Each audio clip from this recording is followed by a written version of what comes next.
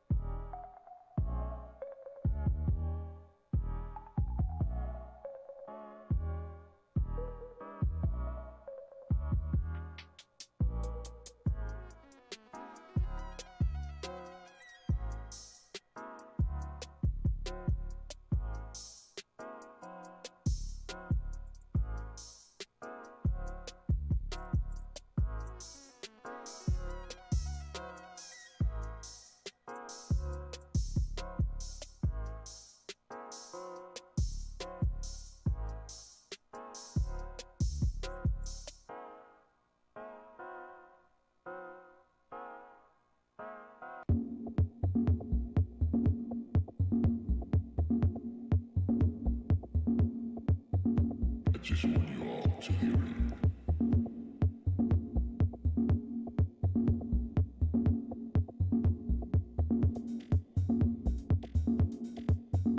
I just want you all to hear it.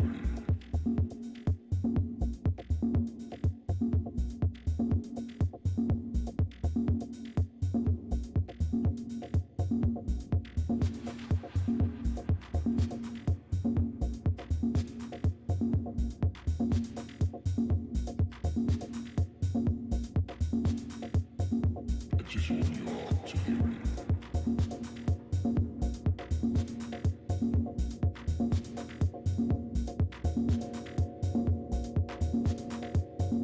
I just want you all to hear it. I just want you all to hear it.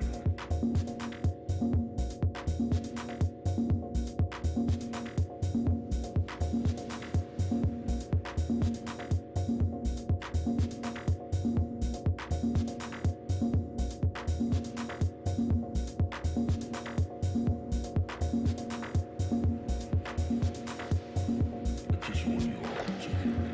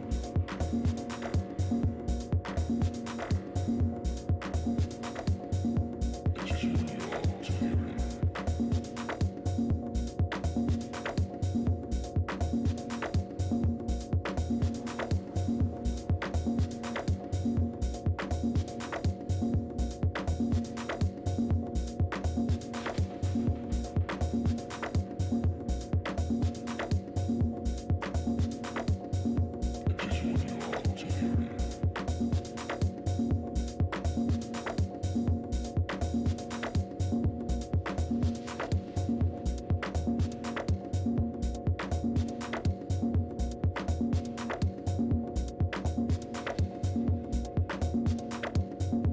I just want you all to hear it. I just want you all to hear it.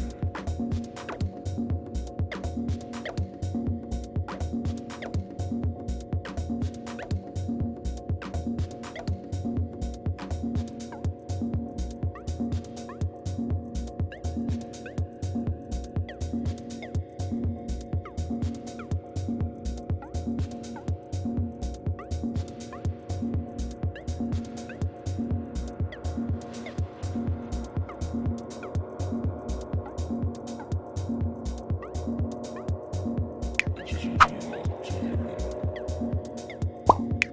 Gold.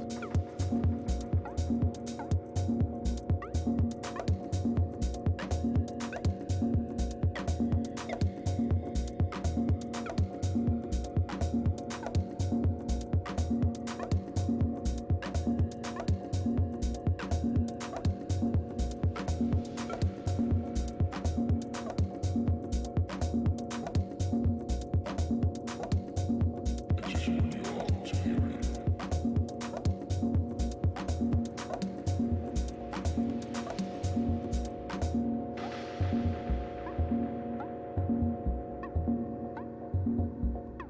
Aussie yen.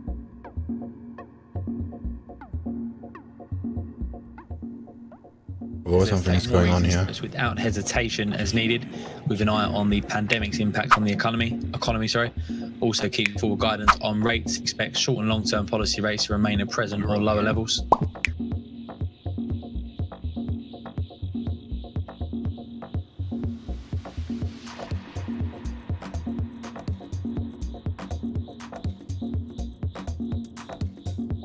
just want you all to hear it.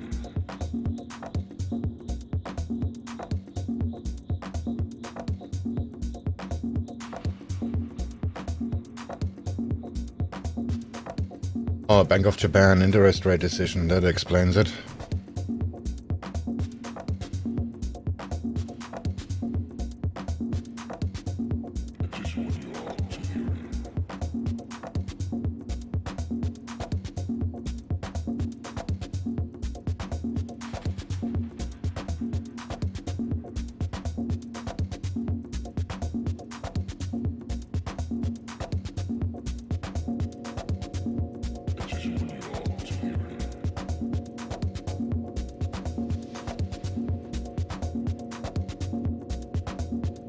Into the quarterly report says the Japanese economy likely to recover as the impacts of the pandemic and supply constraints subside.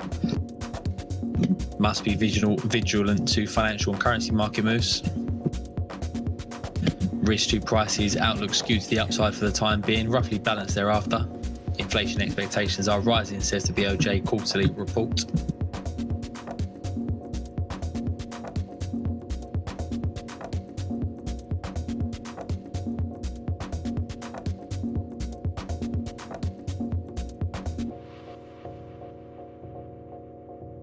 Pound yen.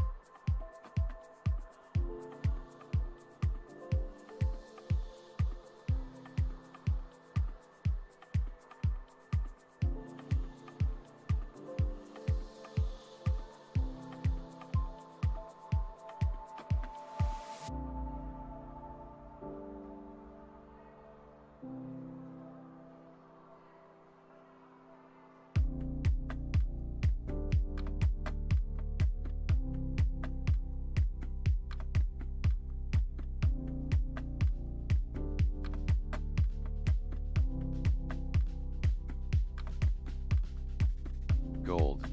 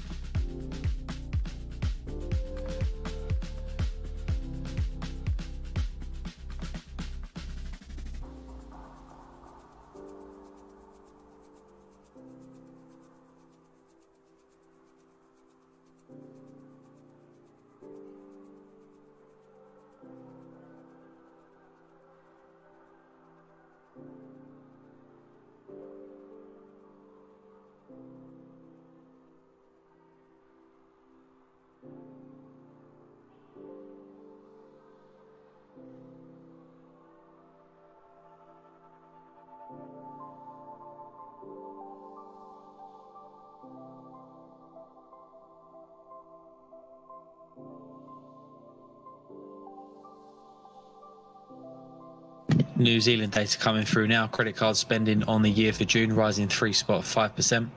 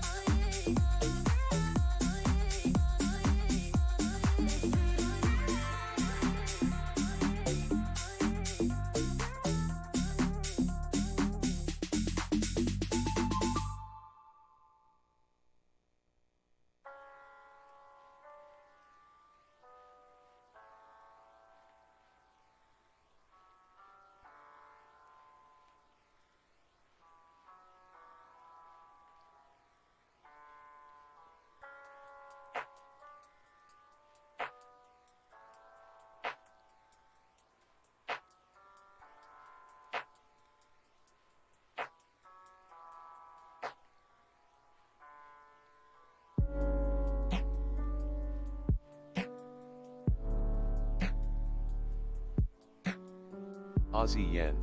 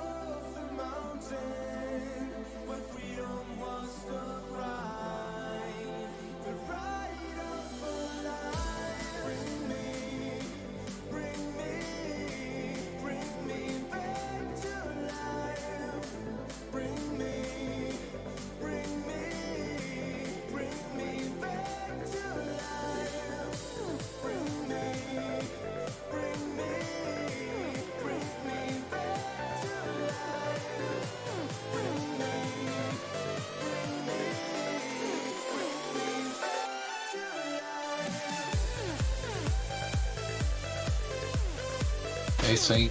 Morning.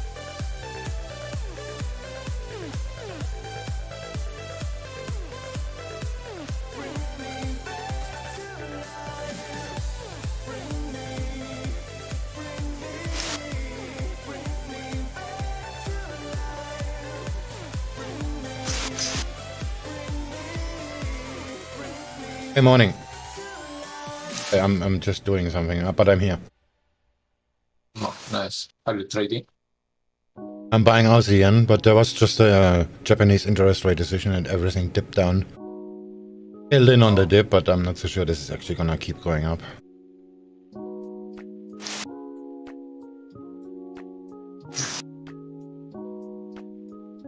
I still have to get back to trading.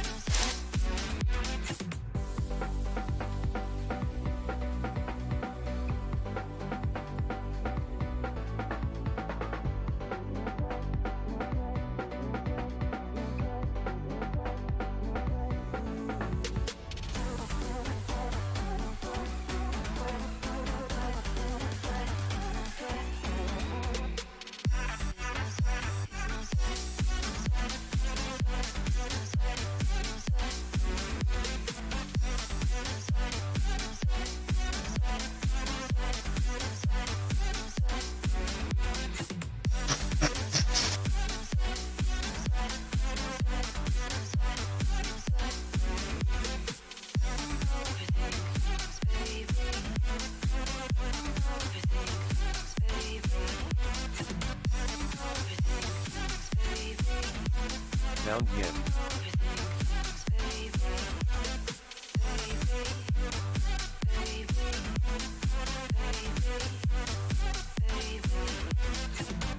Overthink things, baby.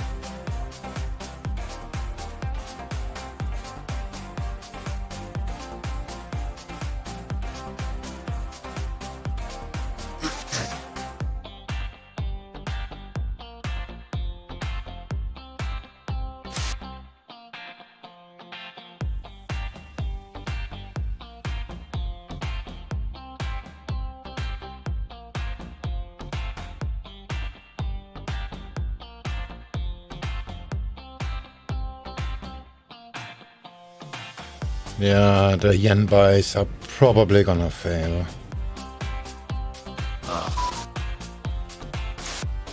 The US dollar goes up, this is gonna drop. See, a pound is just at hitting the VWAP and so is dollar CAD.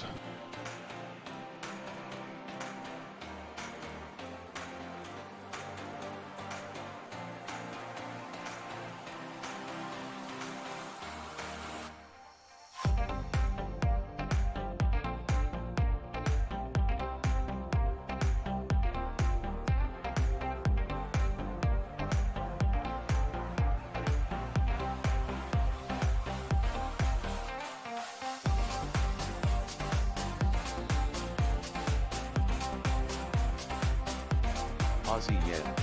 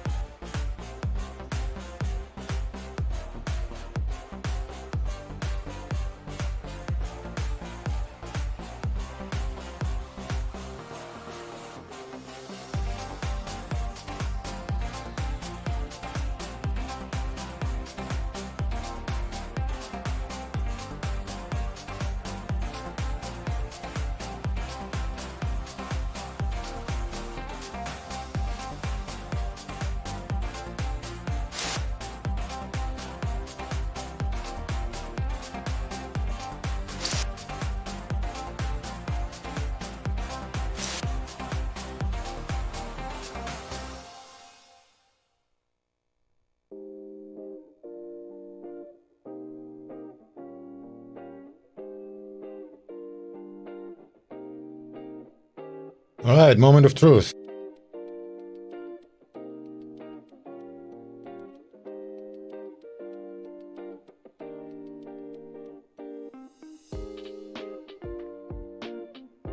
Just 2 pips, it's still 2 pips to the VWAP and the pivot is a little bit higher on dollar CAD too. Will actually still work out. Let's just see how cable looks like. Cable is already bouncing off. Let's see. Aussie yen. Ah.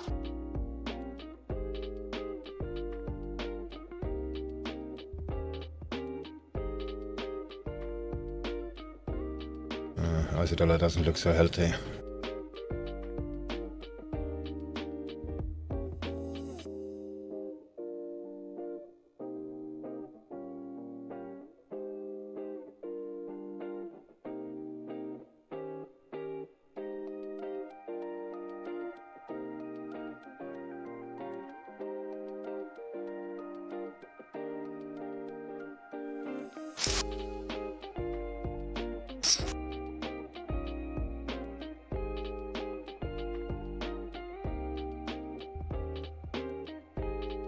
Pound yen.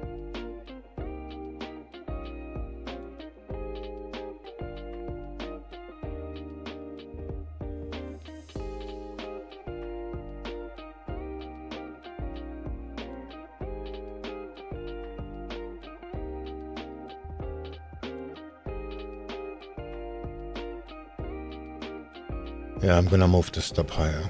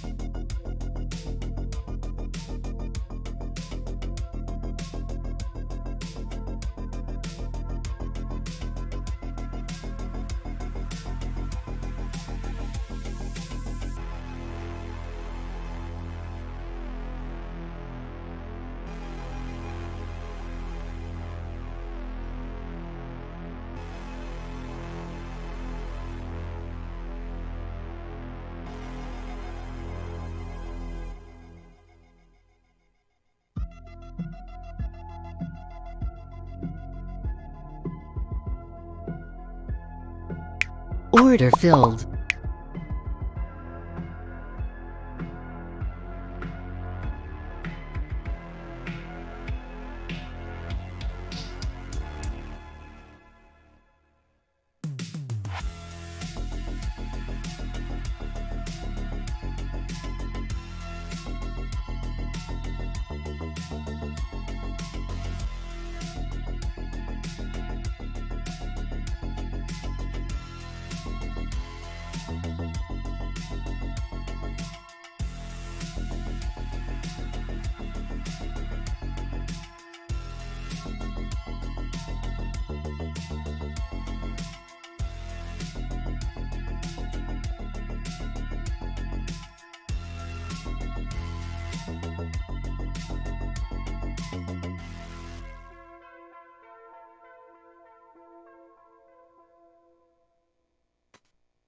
Hey now, honey, I've been driving around in my car, looking for some kind of open bar. It's gonna be alright, gonna be alright. Got no money, but I'll work it out with my charm. Having a good time, ain't doing no harm. It's gonna be alright, gonna be alright. Hey now, honey, I've been driving around in my car, looking for some kind of open bar. It's gonna be alright, gonna be alright. Got no money, but I'll work it out with my charm. Having a good time, ain't doing no harm. It's gonna be alright, gonna be alright.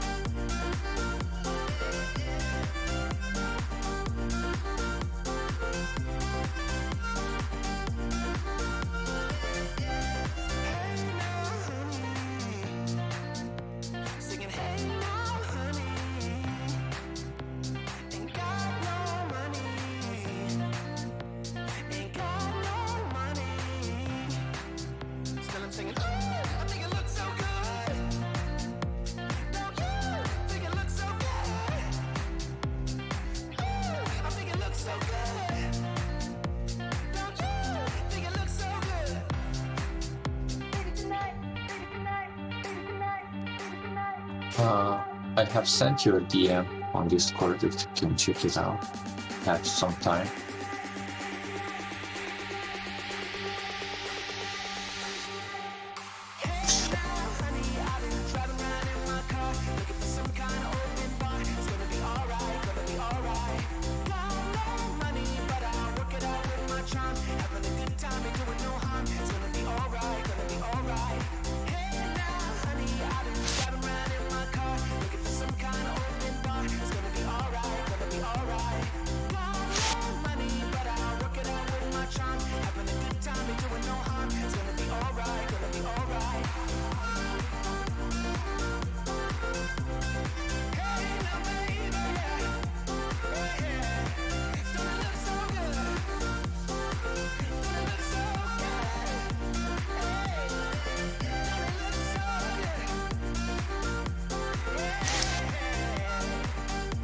Yeah, there is some issues with the German partner that manage some of the transactions, but this is not a general thing.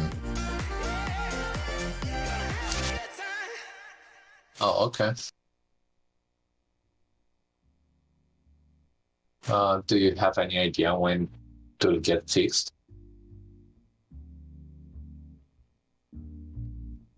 Actually, it's supposed to be fixed already. Oh, wow. Did you rename yourself? I just see there is a different... Oh, never mind. Yeah. Yeah, I've changed. I had Mikits. Okay. The user. But I've changed my job, and I actually gotta do some customer support on Discord. So I had to rename my Discord account to reflect my real name. So Yeah, understandable. Also, rename yourself on a server base. You can set yourself a nickname for the server. Wow, I had no idea. If you want to be called somewhere else differently or something like that. Oh, that's nice. Can I rename myself here as Mikits again? You can just go to the server on the talk anymore. On the left side there is the server, and you just click on the server icon, and then you can select right click on the server icon, and then you can select edit server profile. You can just set a nickname. Wow, thank you so much for that. If you have Nitro, you can also have a banner and whatnot. Of course, if somebody DMs you, they're still gonna see your original name. Yeah, I've noticed that for some other people.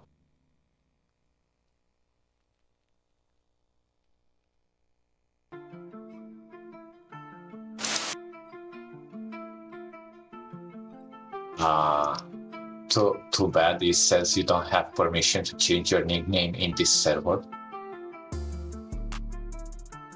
What? Hold on a second. Yeah.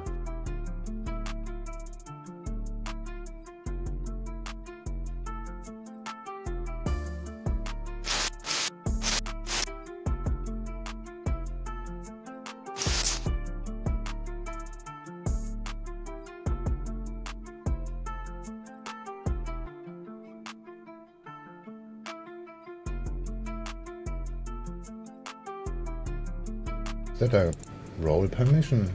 Hold on.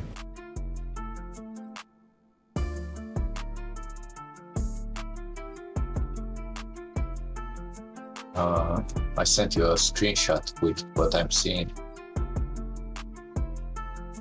Change nickname. That's actually a role permission. Hold on a second. What's Wow. your role? Oh, you have a lot of roles.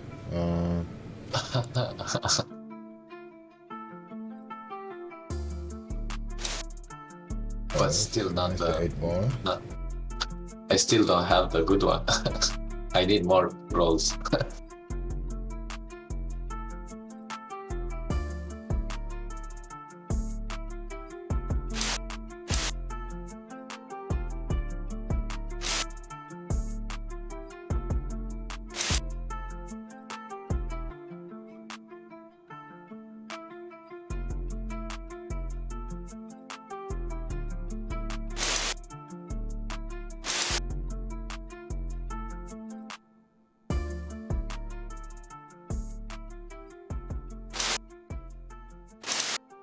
Okay, now you can.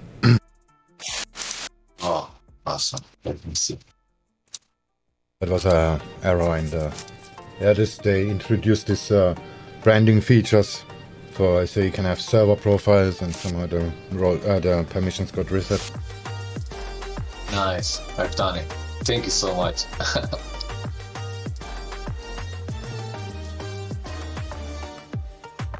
Not everybody can do it, just active members. Oh, nice.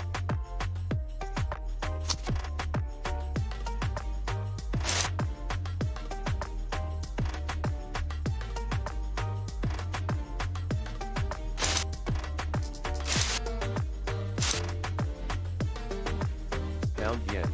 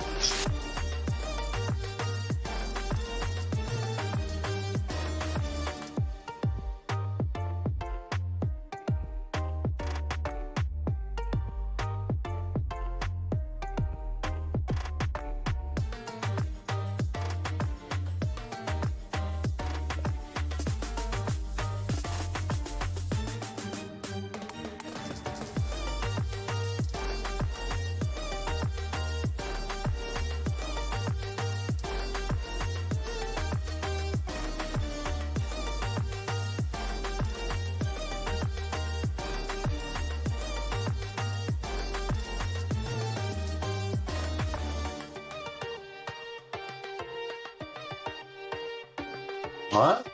Are you part of Immersed community? Yeah. What the fuck? Really? How do you know about that? I do some VR stuff too.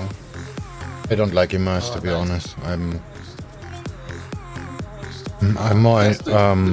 more friendly with vSpatial, but it has some other problems.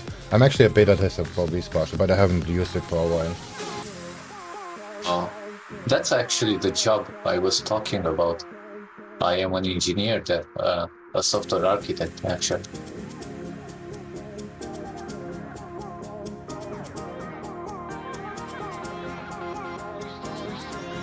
vSpatial, they're getting the point better. Immerse is nice, but it's more like metaverse kind of thing, and this is not something you want to have. This is like the virtual Starbucks where you do shit. Not sure if you. I'm reminding are up you, to date with Hensing launching what 5. happened at Immersed, but we are launching. I'm reminding NFTs you, and stuff like that. Hensing launching 5. Sorry, can you say that again? Alexa was just talking over you. I was saying that I'm not sure if you're up to date with what happened with what's going on at Immersed, but we are launching NFTs and stuff like that, crypto coin. A lot to come. That's what I meant. Like, I just was looking for some tool basically to extend my office space. And Immerse is going more the community route, which is not a bad thing. It's just different. Yeah. In the earlier versions, you had this coffee shop kind of environment. I think it's still there, and it's really a cool idea. It's like VR chat for work. Yeah, exactly. But I was looking more like functionality wise, like virtual desktop thing. This is just better handled in vSpatial. On the other hand, vSpatial is too technical. Just some things that could have been done better, but I know why they are like they are, because programmers do it.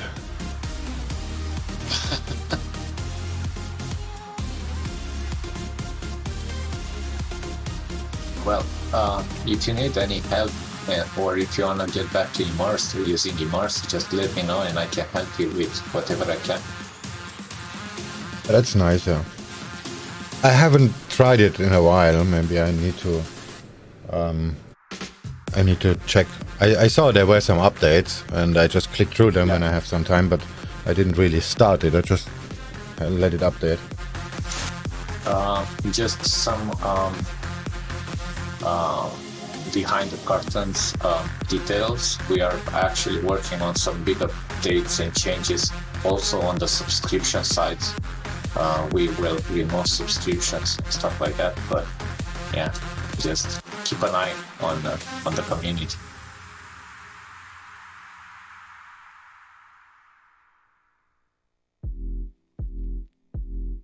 There are gonna be some awesome updates in the near future. Aussie dollar.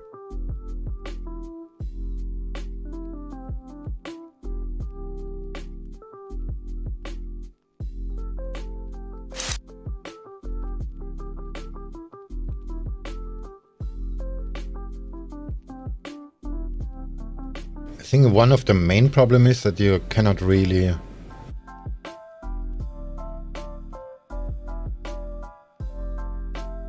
move this stuff around, but I think that was fixed after a while. I need to check it out. If I'm gonna use it, I will remember the issues I had with it. Yeah, you should be able to move them. Yeah, just like I said, just let me know if you have any issues, questions, whatever, even bugs.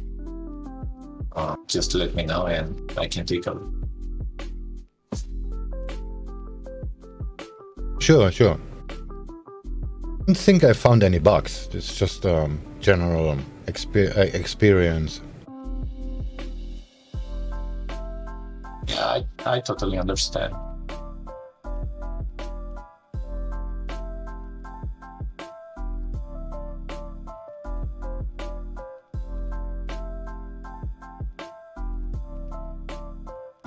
Can you detach applications? I think that was one of it. Currently, just because we don't officially support that, we do not really provide a direct way of doing it. You can still do that, but on your own, right?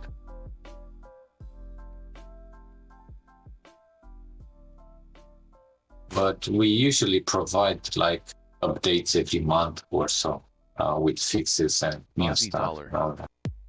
I'm pretty sure you can't connect to more than one computer. You can, but not at once. That is the main problem. That's actually one of the tasks we are working on for a future update. If you look at vSpatial, they have a management kind of thing, and you just install the client on all the computers, and then they're gonna just show up. Oh, nice. Yeah, we don't have that yet, but we will in the future, and near future, maybe a couple of months, 2-3 months, something like that.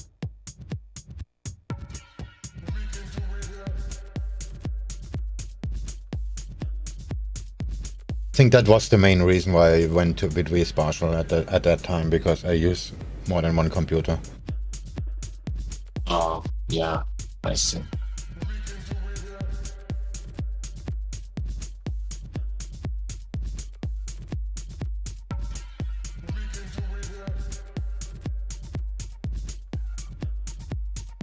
All these applications are missing is, all of them, is some sort of Stream Deck-like functionalities, and like a virtual keyboard, or like some buttons you can press that do some macros or whatever.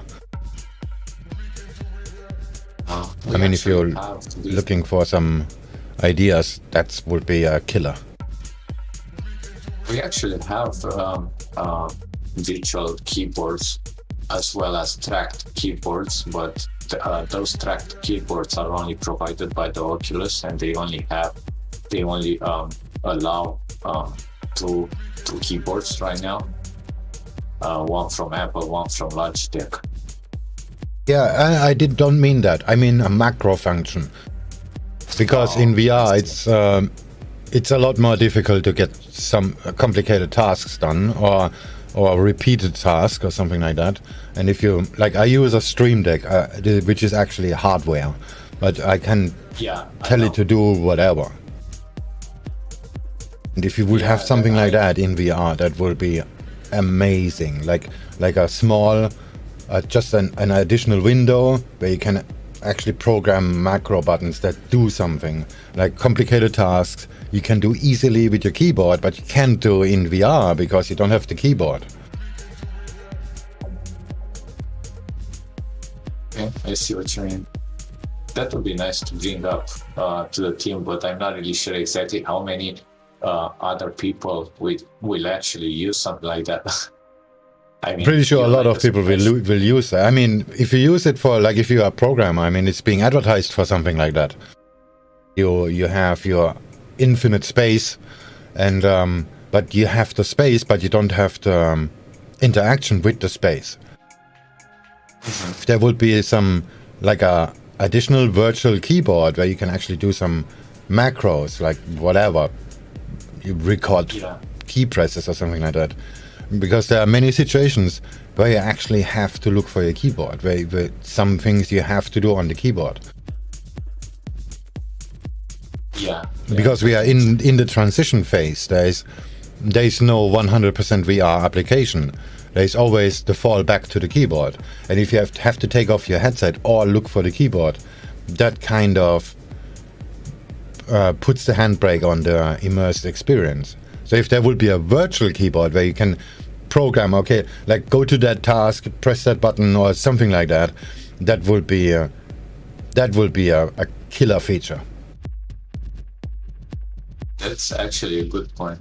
I will definitely bring that to the team. I'm curious about the feedback. It's not like having an additional keyboard. It's just having a bridge to the real world. Yep, that makes sense. My computer, I have an actual Stream Deck, a physical Stream Deck, which is connected to a software, and I can tell the software whatever I want to do, and something like that. This will be I mean, I use the Stream Deck for exactly the same purpose. There are some complicated tasks, like I have to activate a certain application, I have to click on something, or like for my streaming, switch the scenes or whatever, or mute myself, even push the talk when I'm talking to you. I'm doing that on that Stream Deck. I have this one keyboard, one small keyboard that does all of this stuff where I actually need to focus on applications I don't really want to focus on. Yeah, that's nice. I remember. Push to talk is the best example because I'm not looking at Discord when I'm talking to you. I just press the button on the Stream Deck, a physical button. Yeah. I remember when I was trading that I used something like that for buying and selling and stuff like that to be faster.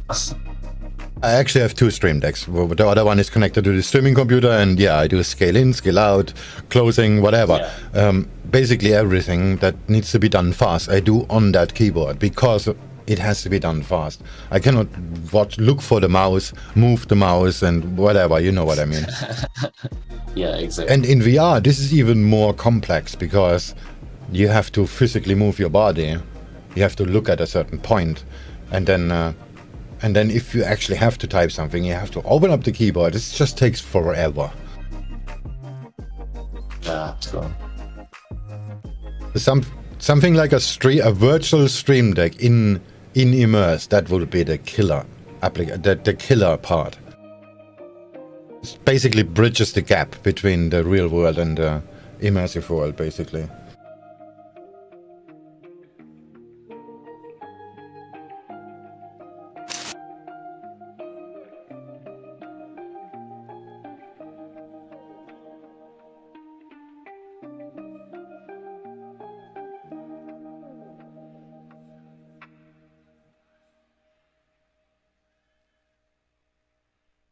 I guess this ASEAN thing is not gonna work out. This is really, really, really slow now. Everything kinda stopped moving. The dollar is still green, that looks good. The DAX is green, NASDAQ is green, everything looks like it's in place, but it doesn't really wanna move. I guess the Japanese are stronger.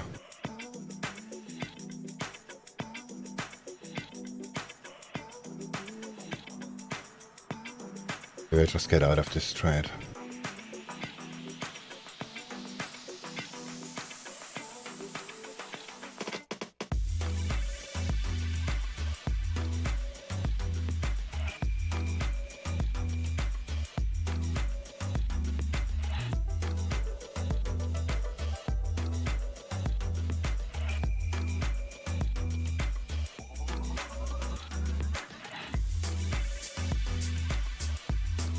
Take the $28 loss and move on.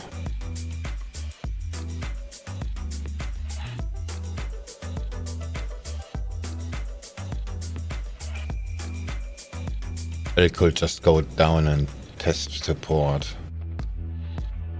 Actually.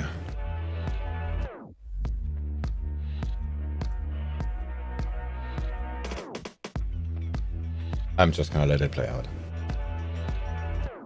No stop lines. I only have them on the 3-minute chart.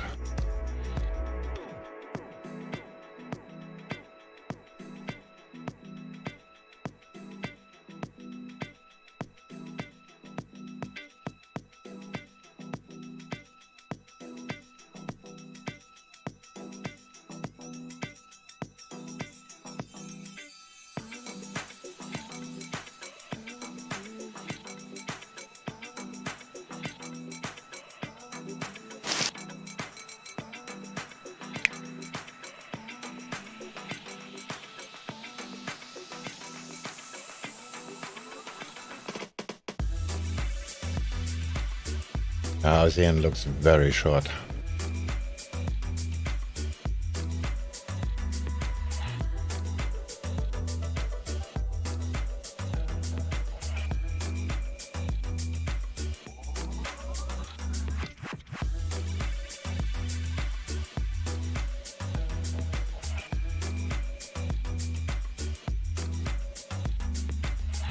Euro yen. Order pending. I've actually already sent them on an internal channel that message that I Order sent. pending. I'm really curious what they think about it. It's probably hard to explain. I've tried my best, but I hope they will see the utility in that. Because if they think that only a small part of our users is gonna use it, they most likely will avoid it.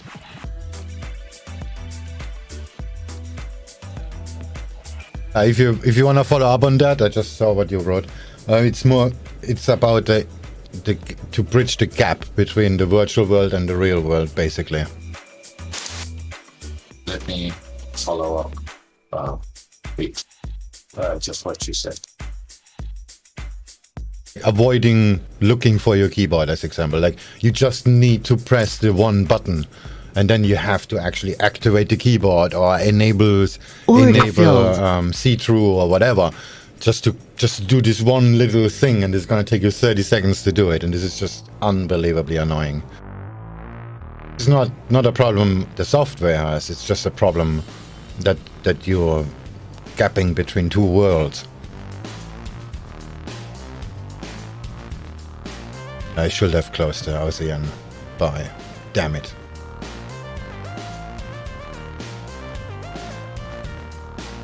Cannot even hedge that because they support very close by.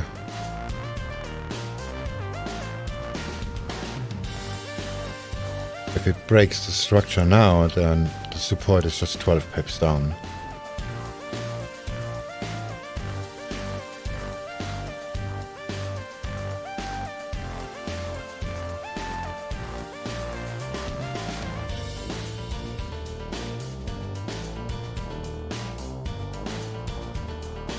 Good morning from Europe. Morning. Morning. That keeps fucking around. Order I pending. had a really bad month as well, but it happens.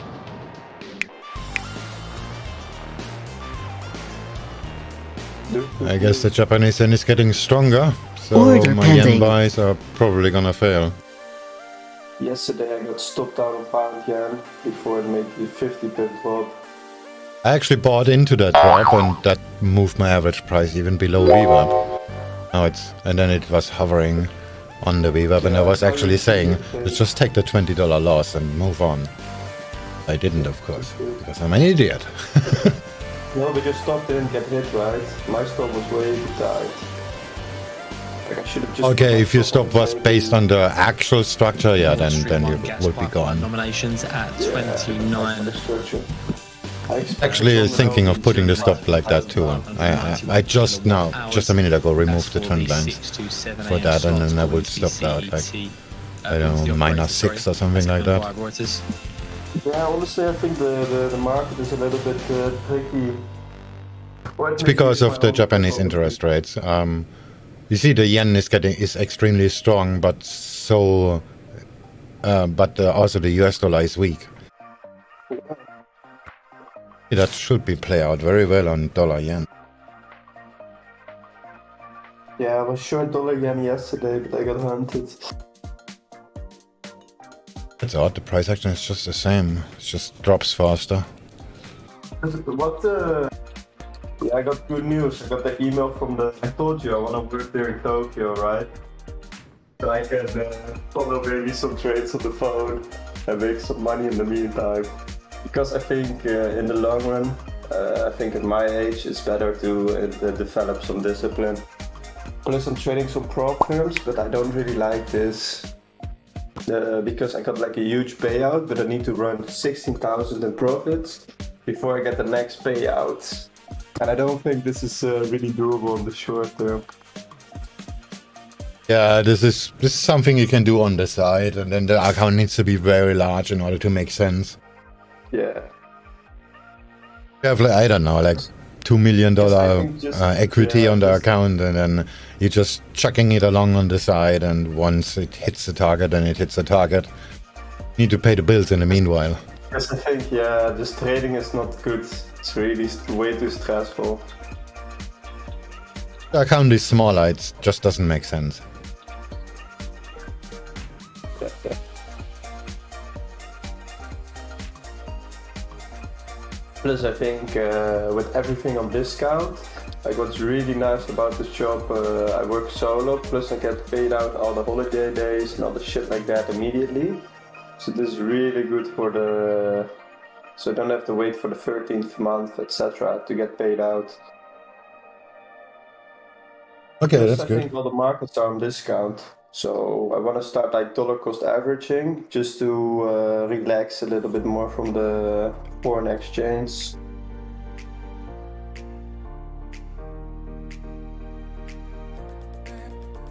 Basically time-based, so you can do whatever you want, and Yeah. at a certain time you get what you have. Something like that? Like we get bonuses here in the Netherlands, and they usually get paid out on after a year or something. But because I get because they really, I think there's just everyone my age is just too lazy to work. I think they give you a lot of, they pay you out immediately. Yeah, Because that's they really usually need the reason people. why they do it. That's why. Yeah, they really need people, and I think no, everyone's too lazy to work. Because everyone my age is just a massive debt, and yeah, bullshit. I don't want to be in. I think that's the tricky thing here in Europe. Or maybe everywhere in the world. But if you speak about, let's say, day trading or some business ideas, you have everyone's regretting you. So it's really hard to speak about it.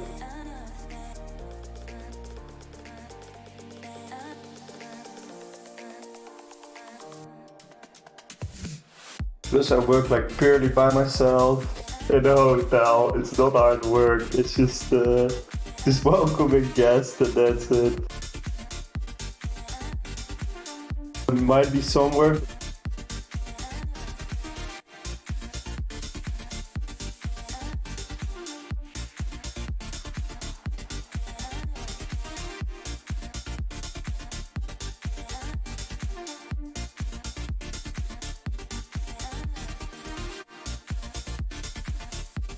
It's so weird. I texted them on the phone and they were like not reacting. She told me send them an email, and this next day they emailed me back. But I think yeah, if we could combine the two, it could be more profitable.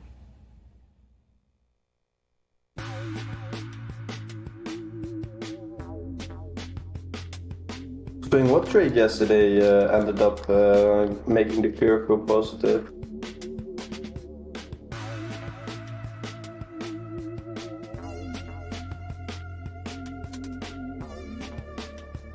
What trade what? Sorry. What trades ended up making your curve profitable yesterday? Like what trades were the best? So you were trading the French, right? At one point. Yeah, but we were just looking at it. I didn't really trade on it, but I usually look at the French, yeah. But what trades made you money yesterday? Like good money? Pound yen, short?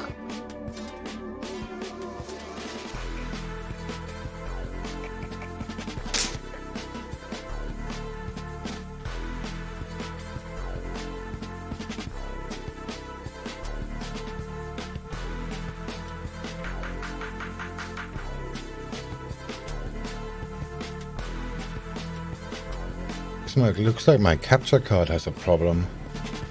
The screen is flickering.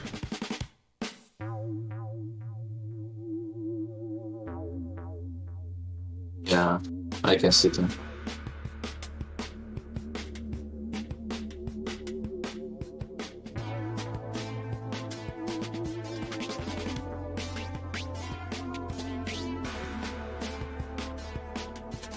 It only flickers when I use the capture card.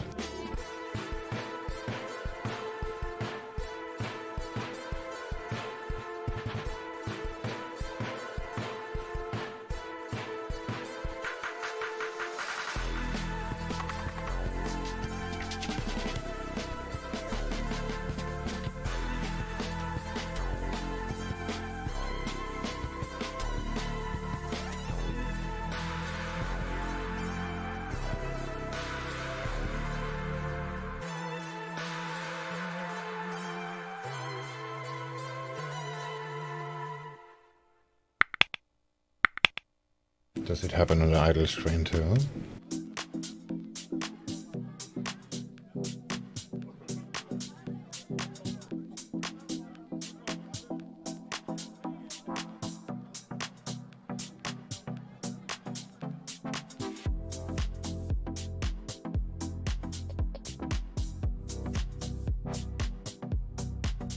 It's odd, it doesn't happen on the idle screen.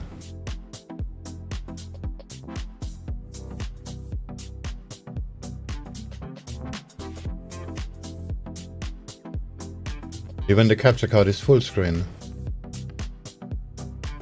Very strange.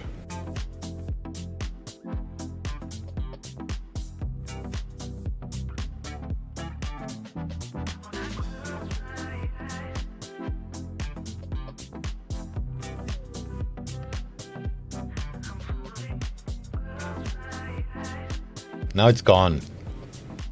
Right. I hate Windows. Well done fixing it. Yeah, and I hate the markets this month, this summertime.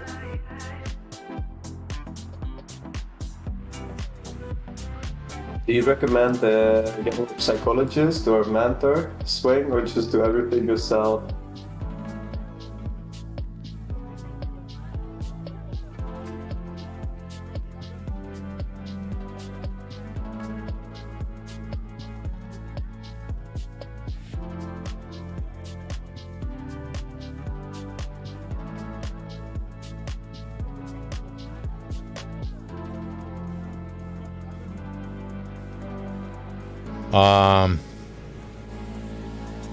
No general answer to that, I guess.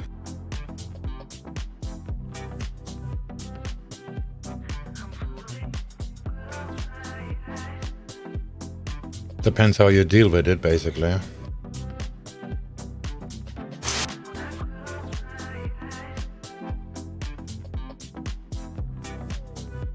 DAX.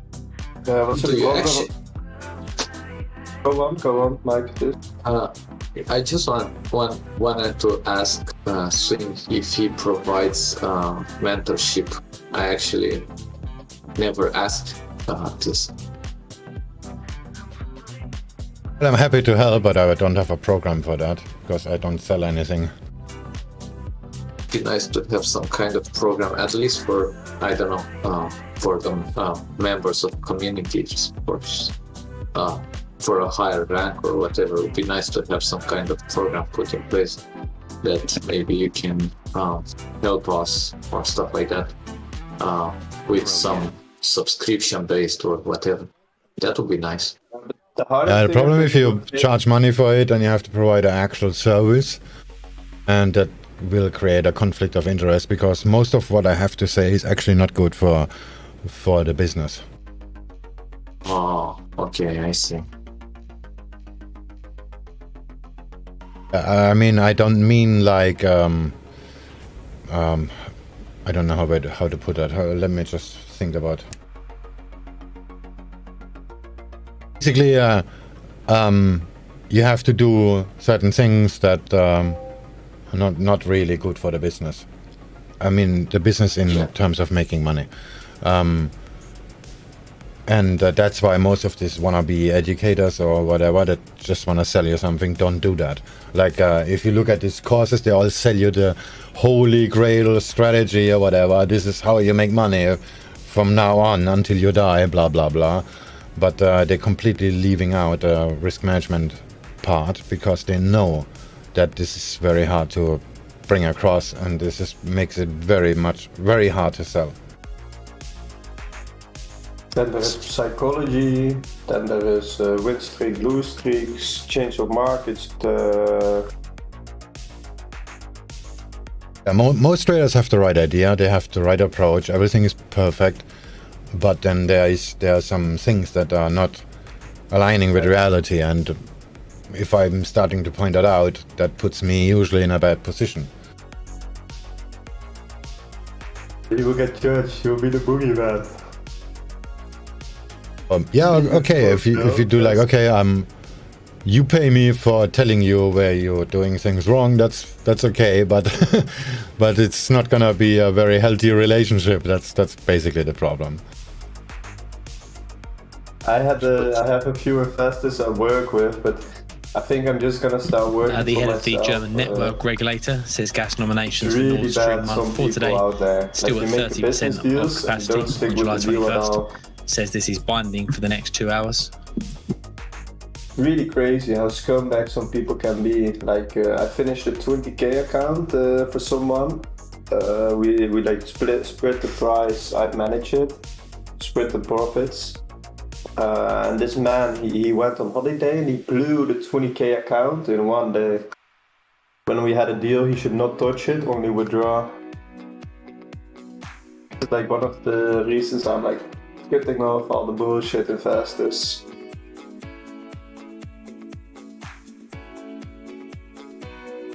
The craziest thing is, like, this man is twice my age, maybe even older. You see business and age, or money and age, it's more a wisdom thing, I guess. It's not really comes with age. Yeah, not always. But yeah, of course, stuff comes with experience. Yeah, and then I guess like the benefit I had a lot of investors who had like capital I can risk without risking my own money, but then like all the nonsense and not paying out and people gambling on my accounts or like the accounts I'm managing, it's really too much stress, unnecessary stress. Yeah, if it becomes stress, then you're doing something wrong. That's basically it. Yeah. Either you're trading too large, so you cannot really manage you still have the idea in your mind that this is actually something, that the money is something you can use to buy real things in the real world. You have to disconnect from You have that. to see this animation. Yeah, I understand. No, but the biggest stress I get from like my investors not keeping their word. So it's better for me to just like I've learned from it like many years. I've made some capital from it for sure. But then if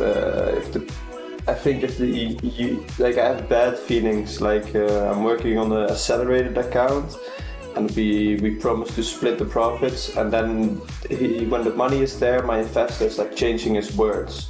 So I'm not interested into making like serious money for this man, because I know there's the possibility of me not getting paid out, and I don't want to put myself in the full position. Yeah, that's the right approach. Basically, you just keep making noise, and that's it. And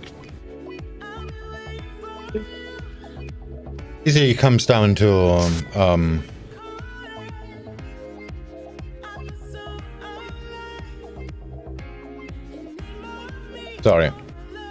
basically it comes down to the application you're running the account for.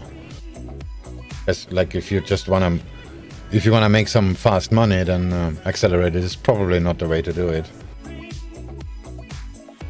Better ways of doing that, but if you wanna have a steady income, then accelerated is the best way of doing it. Yes. And I would even stack accelerated accounts. I agree. That's really true.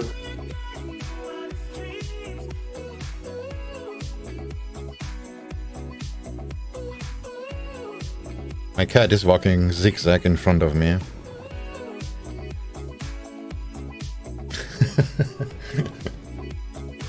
How many times are you gonna do that now, huh? Cat doesn't speak English. Okay, that was like the 10th time now.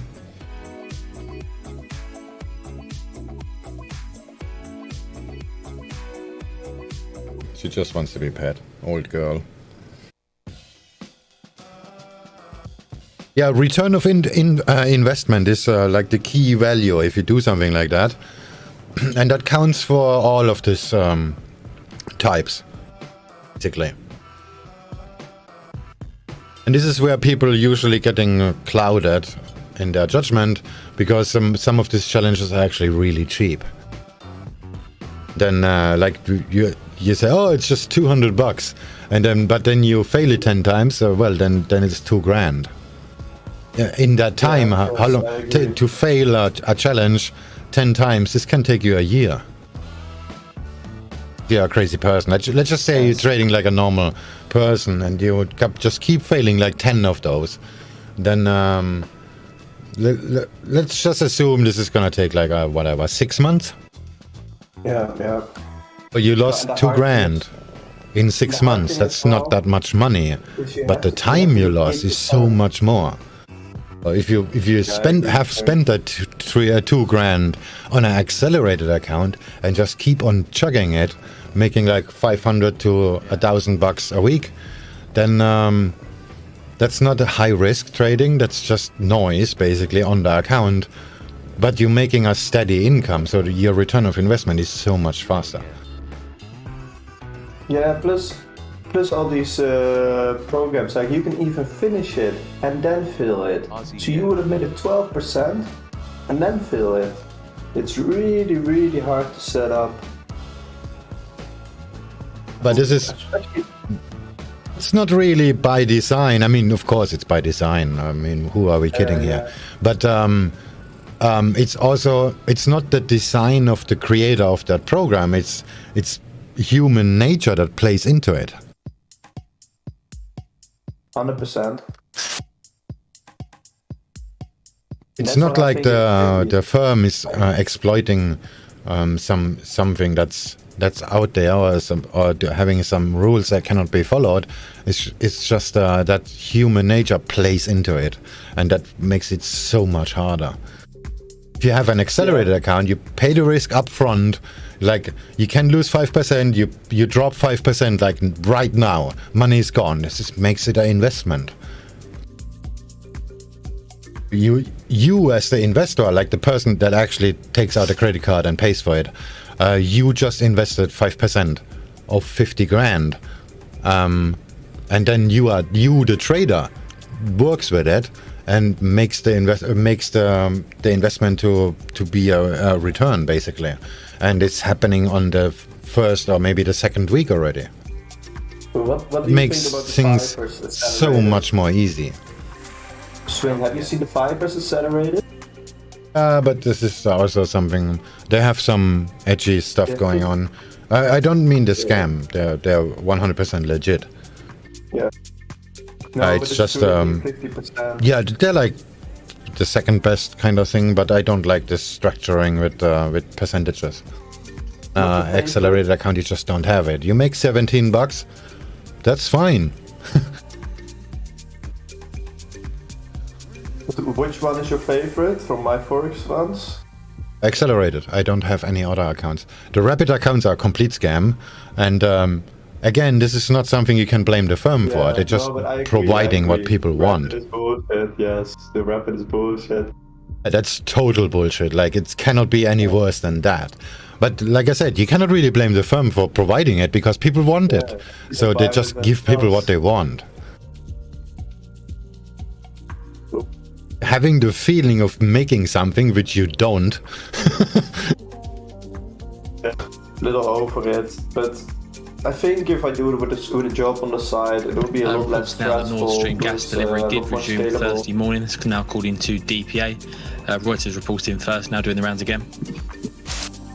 Plus, I think if you do like trading full time at a very young age, it's really hard to get the.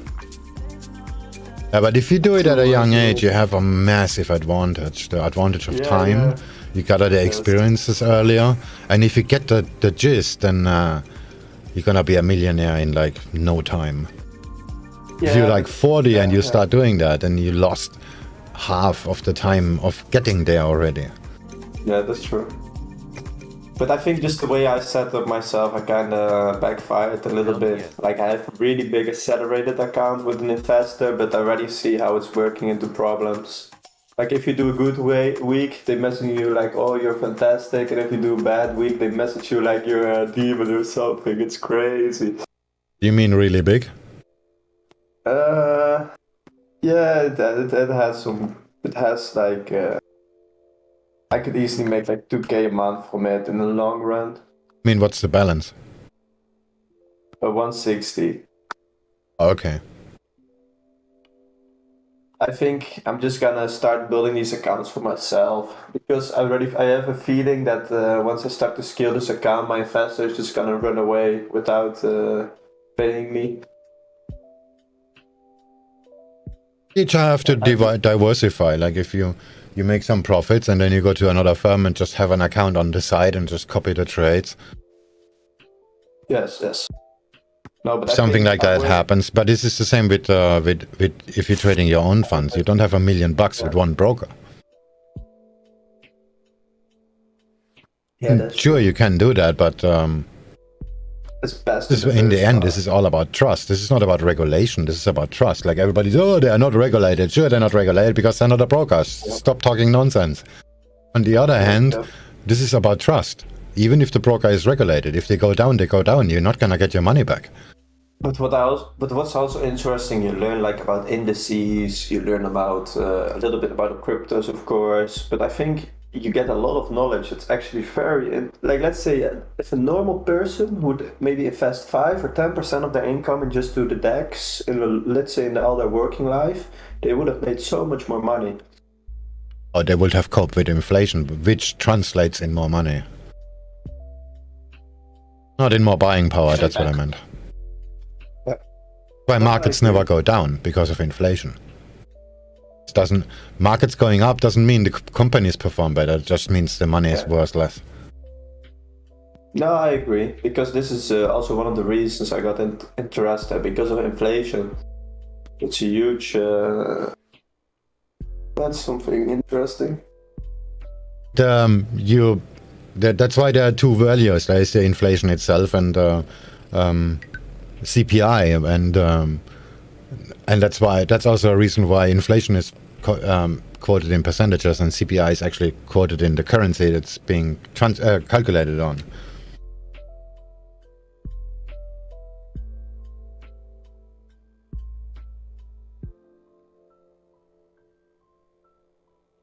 Basically, down the road, this means the same thing. Like, how much can you buy with the money you have?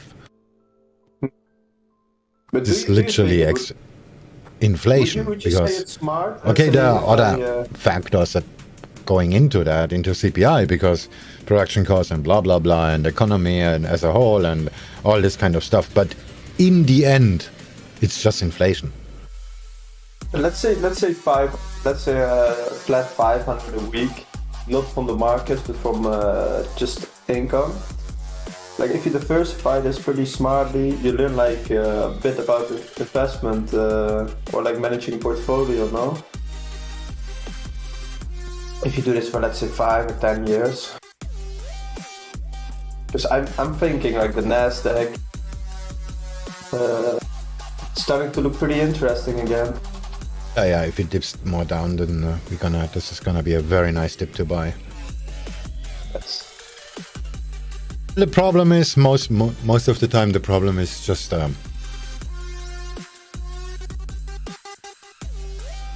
how you use the time, basically. That you spend on doing that stuff, and what do you learn by doing it. There is also a very big gap between trading with credit and trading with cash. And most of the wisdom is coming from trading with cash, which has basically no risk to it. Besides of the money you spend on buying the stuff. How do you mean the real money comes from trading on credit. Move on rates. Oh, you mean like borrowing money to trade, or how would you say this, credit? Like, credit is the best invention ever made. can figure that out actually very easy by screening people, just having a casual conversation with them, and then you just start talking about credit cards and how they feel about it. You usually know if they're gonna lose or not. Yeah, but I think this is tricky as well, debt, no? Like, I don't know how it's in Germany right now, but here in the Netherlands, you don't, as a student, you no longer get paid from the government. Usually you would get like, even not a lot, but you would at least get money to pay the rent. Now it's really everyone for themselves. Like, I do really disagree with this policy from, let's say, the government. In Germany, it's subsidized. You have to pay like 70 euros or something like that. Nord Stream now says Russian gas flows have You don't get, restarted after you don't get maintenance. paid Says if you restoration don't of gas do, flows will be gradual. Don't think there are loans. I'm not sure about that. Okay. Because here in the Netherlands it's quite shitty. Everyone my age is like 20, 40 G's, thousands in debt. For me, this is something I really want to avoid because I'm in the markets. I don't want to have any crazy expenses. This is something I don't want to stack liabilities, if that makes sense. Like, even if people say we're young, this and that, but yeah, it's unnecessary stress. I understand what you mean, but the problem is that's not what I actually meant about credit. Credit goes both ways. There are the person that lend it to you and the other person that gets it. And the question is, what are you going to do with the money? Like, if you take your student loan as example, what is the outcome of this credit? It's your education. If you cannot capitalize on that education later, then this is just a bad deal. Really bad, yes, and that's what I agree on. Because there's people I know, they finish, let's say, the study, they're like 40, 60k into debt, and they go to the next study because they realize they don't want to do this study. And I think this is a really high risk. Okay, if you change your mind, that's a different thing. But if the economy doesn't support what you're doing, then there's no point of doing that. Like, let's just say you're studying art or something like that. I mean, come on, how are you gonna make money with that? Yeah, I agree. You're spending like, I don't know, 50 grand on an arts degree, and then how is the return of investment gonna come around? If it takes you 80 years to get the 50 grand back, you haven't made any money in that time because you paid back.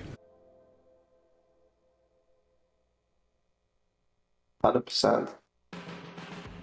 It's the same when you trade with leverage. If you have a instant return of investment, so because like I'm buying 2.9 lots now, this is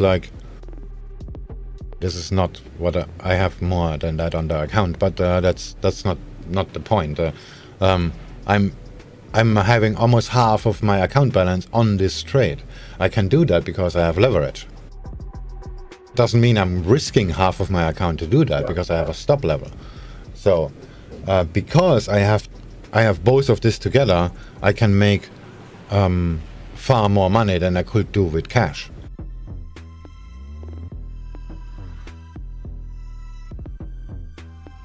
With credit cards, it's basically the same. Like if you use your credit card to buy something from Amazon and then you sell it back, you sell it on private eBay later on for a profit, and then you use the profits to pay back your credit card, you literally made a trade without having any investment at all. You use the bank's money and not your own. Yes, but I think most of this money people usually spend it on nonsense. But exactly. Buy shit that doesn't make you any money, then that's why all these Instagram traders that drive around with the Lamborghinis they rented, they are not traders because they don't. Like if you have like some of this, I have $1 million in my trading account and a week later they buy a Lamborghini. That just makes no sense because buying that car will be a 35% loss on your trading equity. Nobody sane will do that unless the car makes you that kind of money in return, which it doesn't because it's just a penis enlargement on wheels.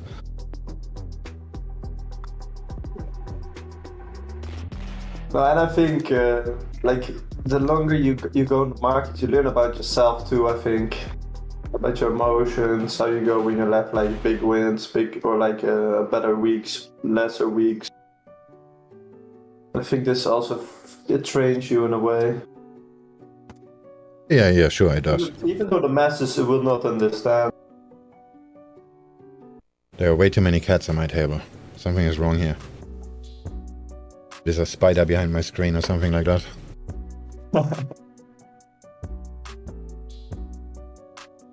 That means a war is gonna break out in a minute. They said something.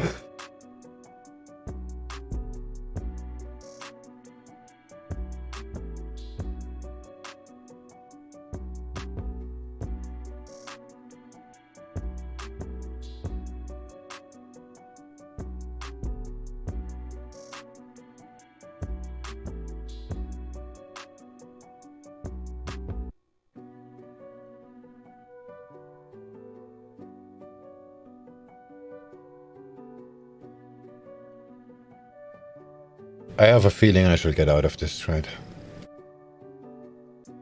Indian barely made it over the VWAP. DAX went up straight. I'm just not very confident. That's why the position's not very large either. Even if it goes to the target, I'm not gonna make very much money. Anyway, I will be back in about 35 seconds. I'm gonna get me a coffee. Alright.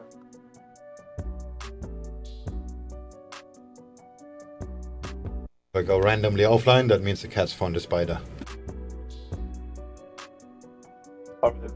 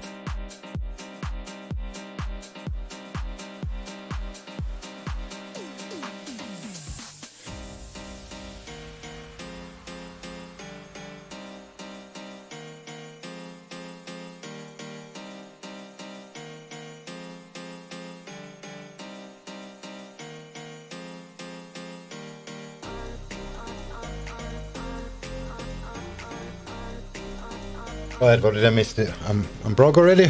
No.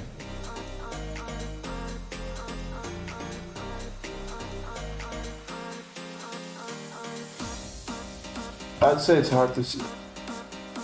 Aussie is very strong. Past few Yeah, days. but so is the Japanese yen. That's why shit doesn't move. Yeah, that's true.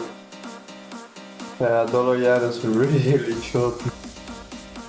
Dollar yen should look pretty by now. It's like it's retesting the hourly trend line.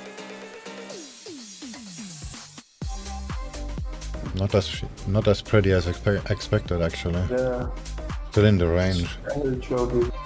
ASEAN already broke it, but Euro yen and Pound yen didn't break it either. Yeah, Swiss yen is also looking. It's looking more bearish, but then the Aussie is just has been really strong. CAD yen is already back up, so I guess the dollar is about to give up.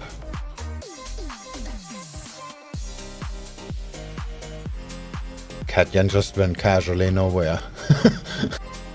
Yeah, CAD yen. Oh, it's fair. So okay, we go up, we go down, whatever. Park here for a while.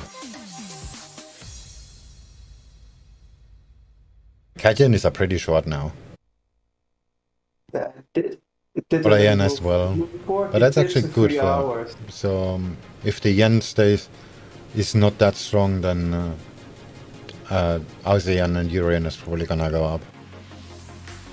If the yen stays strong because of the interest rate nonsense, then this is probably gonna fail. Do you think Aussie is one of the strongest currencies on the week? What would you say? Like until now. Wait, what did you say? I think Aussie has been super strong. Yeah, no, it's just the dollar is shitting itself, basically.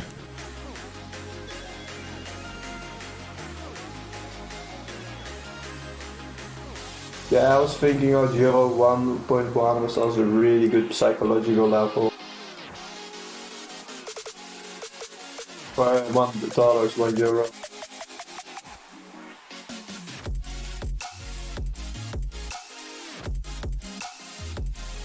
Yeah, it looks really nice on the VWAP today. Look at Aussie and pound dollar. Perfect VWAP reversal. Yeah. CAD too. Actually thinking of selling dollar CAD, and I was like, I'm already buying Aussie and just gonna double my risk against the US dollar. Didn't do it.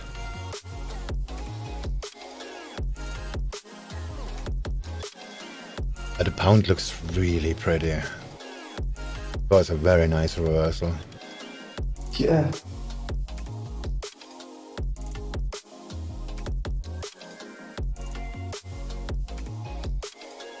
I think the trade could go. It can keep going. I wasn't really thinking about buying the pound. I was more into selling the dollar CAD. Looking at it now, the pound actually moved a lot better. It already made a new high. I mean, dollar CAD made also a new low, but it's just grinding. Yeah, yeah. And cable is You actually really going there. But I think Aussie did a bad. Aussie dollar did also a good move. It really hit the VWAP, same for pound dollar. It's really, really nice. And I'm in Aussie, and the dip down actually allowed me to scale in pretty heavy. So I said before when I entered the trade, it's not very heavy, and the support is too far away, and blah blah blah. And then boom, it went straight down. Okay, yeah, I'm on that. But this is really smart. Like your ideas, it's really good. Like a way of trading. But I guess you learn it over time. But this is really smart. Like buying it. The structure looks really good. What was the wick? Was it news or something on Aussie yen? Interest rate decision for Japanese yen, for Japan.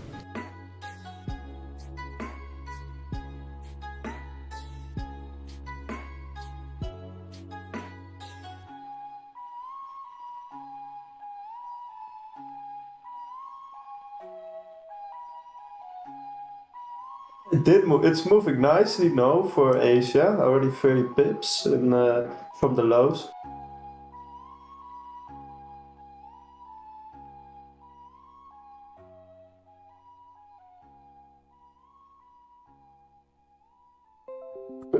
What saturated accounts? You really like my Forex funds, right? Or any? Would you say it's best to split out? Let's say I'm gonna put, let's just say 1,000 or 500 every month, so without the extra profit coming in. You also said you recommend to spread out brokers after a while. But what are some of your favorite ones? If you live from it, if your livelihood is depend on it, I will not just put all the eggs in one basket, basically. No, but I can agree that I can understand that idea. It's like this employment mentality. You have one job and you do that one job and you get one paycheck. But this is this is not employment. You're running a business and you need to protect yourself against other business partners. And one of your business partners is the broker. Doesn't mean they scam you. This is just life happens. You cannot control what's going on with them because you don't know them. I mean, you don't know them well enough to know what's going on.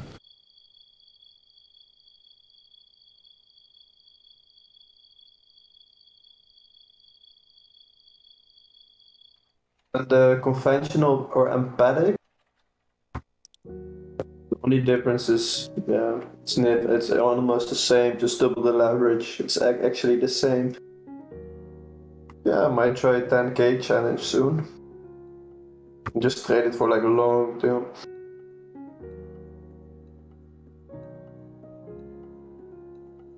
How would you, on your accelerated accounts, let's say one cost 1,000, your target is 2,000, how much would you risk? It's of course depending on the trader as well. There's no target. The targets are just psychology. That's just, But, again, but this let's is say something somebody would blame the prop firm for doing it, but they just catering your needs. Accelerated accounts do not have targets. You get a 50k account, you drop 2.5k, which is the risk. That makes this account risk-free for the firm. So it doesn't really matter what you do, they always make money.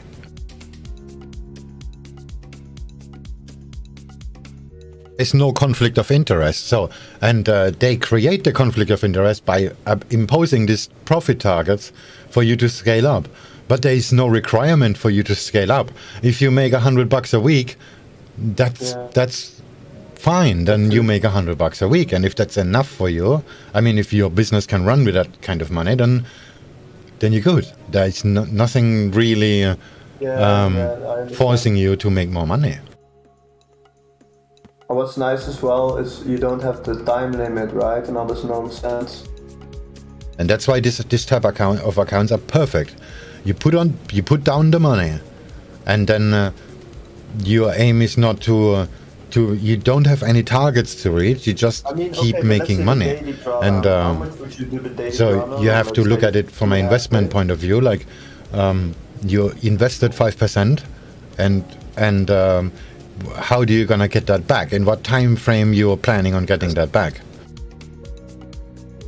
How would you do that? Let's say if you have like 0.25% risk, so you have 20 bullets. How would you divide your bullets? I'm even less than no. On accelerated accounts, I actually trade larger.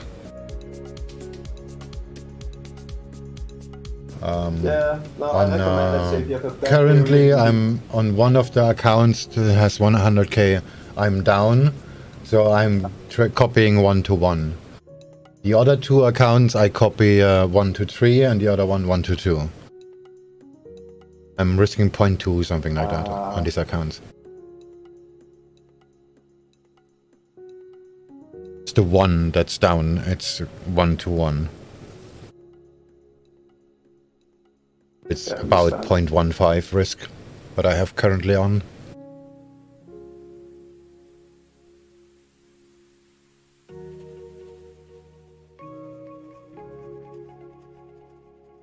What I was trying to say is, on accelerated accounts, you don't have anything you have to, you don't have any goals to achieve. Yeah. Well, managing the daily drawdown, right? This is the only goal.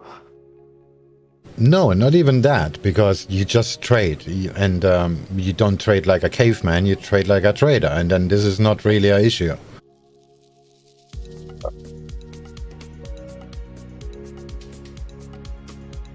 Yeah, I got maybe it's my age, maybe it's my ignorance, but I got a little bit lazy after I made like my first big withdrawal.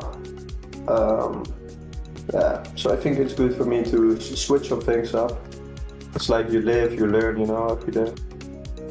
Last week I posted in payment proof, my deal deposit from them, and then I wrote on top of it, I have a 56% return of investment, and this is the 24th payment. Always do it like that. Wait, on an accelerated account? And then everybody was like, DM me like, wow, how do you do that? 24 payments. Why is that a thing? Why is that so outstanding? I mean, you're not doing to get paid once. Yes, no, but well, your survivability, I think people admire it, and your discipline and your risk management. I just said, dude, I wrote two numbers here. I wrote, this is the 24th payment. I have a 56% return of investment. It's crazy. There are two numbers. This is not. I mean, you can figure it out yourself by by just reading these two numbers and seeing what's in between them. That means I don't hitting it hard. I just make noise. You look my posts are usually like $500, $900, $1,000, something like that. It's not like major amounts. Like there are people that are posting like, oh, I made 24 grand, and then they post payment proof, but you only see them post once. Yes. That's true. Like the long term, it's a lot more beneficial than the short term. Made the 24 grand too, but I still have the account. And it's scaling, right? It's scaling as well, no? One account scaled 3 times and the other one time, and no, the 100k account is scaled once, and but this one is actually down because I was a freaking idiot. That happens to the best. I think every trader has like a red month a year, so red months or weeks. The scoping with it, I think, is most important. I have to pay the price and move on. This is what I'm doing. So I'm not gonna get paid on this account for 2, 3, 4 weeks. I don't know. And you should not care either. It's as long as it takes. Very true. If you need a month to get the money back, then so be it. Change your strategy just because you're down. You just keep doing what you're doing. What asset classes do you really like yourself besides the trading? Or you don't really have opinion on it? Like on the dollar cost averaging? For like 10 or 20 years, right? Because I'm in my early 20s and I do really want to do this the rest of my life. You're averaging in the equity. I don't average in my trades. I mean, I do average in my day trades, but I don't do that on a larger time scale. I do it on a large time frame by adding equity. Yeah, but I mean besides the equity markets, would you say like scaling in the DAX or the Bitcoin? No, not really. On a long term. Order filled. Because you're not a fan of it. Well, you have the experience too in the equities. I just don't see the point because money it's basically going nowhere, and then there's no point of doing that in the first place. I just can take a small piece and then move on with my day.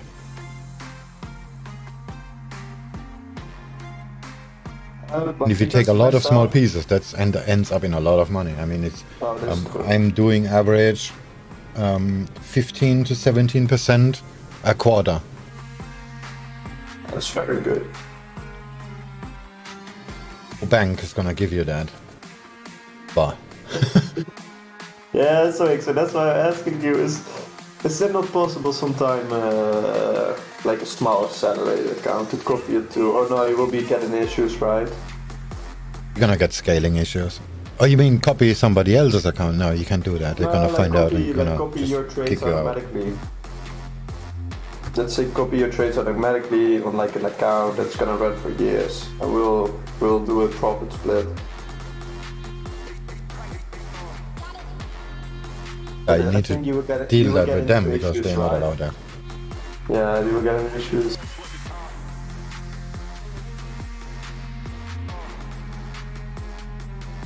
I had this problem with my own accounts too. Yeah. Like Yeah. at the beginning, I was constantly banned. I'm not really banned. They're just ditching me, ignoring me. Don't cancel an account. They let you trade. They withdraw the money, but they never pay you. It's like a ghost ban or shadow ban. That kind of thing. And then after 2 weeks, I could contact the board. What the fuck is going on? Where's my money? No, but I can understand. So you have. Then they let you wait another week or something like that, and then this is where these bad reviews are coming from, because they actually do that, and I did that too. I know what they're doing and why they're doing it.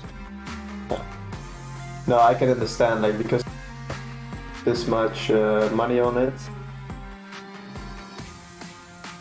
Yeah. It's not worth your own risk. Yeah. Yeah, just keep messaging then. It's just playing ping pong with messages, and at some point they just tell you, did that and that, and then guys, I'm the contractor. If that's the case, the burden of proof is on you, and I do that publicly. So it's not like I'm sitting in some dark room and copying accounts. I'm doing that freaking live on YouTube. Everybody can see it. Yes. No, but yeah, I can understand. You can get into, let's say, if you would get like some really big amount of accounts, you can get into trouble. They could freeze your accounts, bullshit like this, right? You just don't want to cascade the losses, basically, because most of these fund managers are failing. And if you're failing with a 100k account or with a 200k account, that's on your name. That's one thing. But if you're failing 20 or 100k accounts from different people, that's a different problem. That poses a different type of risk. Yeah, I agree. It's about the money. It's about the way the risk is escalating itself. Why they don't want you to do that. But I copy my own accounts for a while, and I just used the following up months when after that drama happened, and just sent them my log for my C-Trader account, and then they sent the log from the accelerator account, and then you can see they have the same entries, the same exits, the same stop losses, everything is the same, and they're all on my name. So fuck off and give me my money. Yeah, if you, let's say, had 100 or 1,000 more accounts that would do it, you would get so suspicious. Of course, nobody looked at them because, like, if I give them like 1 week's worth of trading, that's like 2,000 positions. Nobody's gonna look at them. But I provided a proof which I don't have because I'm the contractor. They are on the burden of proof. This is something a lot of people don't understand. I mean, if the Discord server from them is a total shit show. Yeah. No, I can understand. Yeah, it's fun being there because it just shows how stupid most of the people are. But yeah, it's crazy, Swig. I mean, the people, they prefer to trade the noisy moves than to trade like the steady moves. Everyone gets excited when the CPI or the FOMC gets out, and they all get to scalp. And then you see half of the chat is long, half of the chat is short, and it's just it's a mess. And then of course they complain, they cheated me, blah blah blah. And I just like, dude, what's your problem? They are not your employer, they are your customer.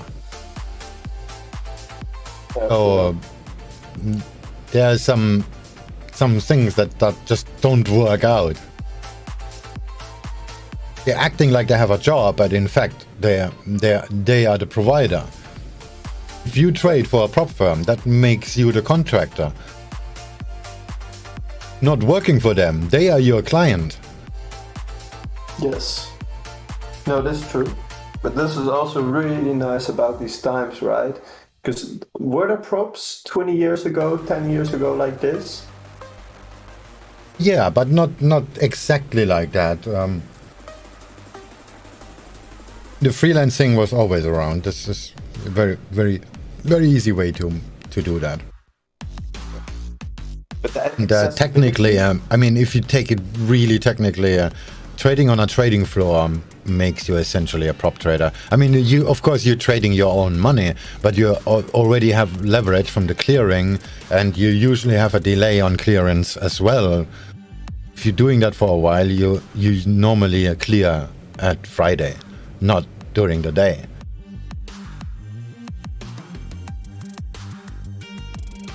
If you're a floor trader, if you're actually screaming for living.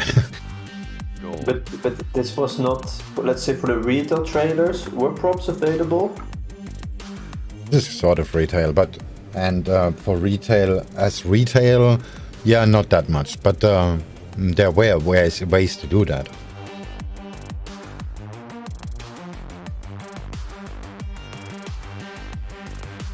You can piggyback on a bank, as example, or like just being somebody. You bring in some money for collaterals, and they're gonna fund you with basically what you pay the risk and they're gonna give you the rest, something like that. This is exactly what accelerated is. Pay them off the risk. This is literally, by definition, what the accelerated account is. Yeah, You put the risk up front and then they give you the money. It's a win-win. But they increase your max drawdown too, right, on the skating? But when that happened, they already made the money to pay for that. That's what I really like about it. Yeah, it stays a win-win, even if they scale you up. Like, if you made a 5% profit, you already paid for the additional drawdown you're gonna make. You're gonna have allowance on. Stays a win-win.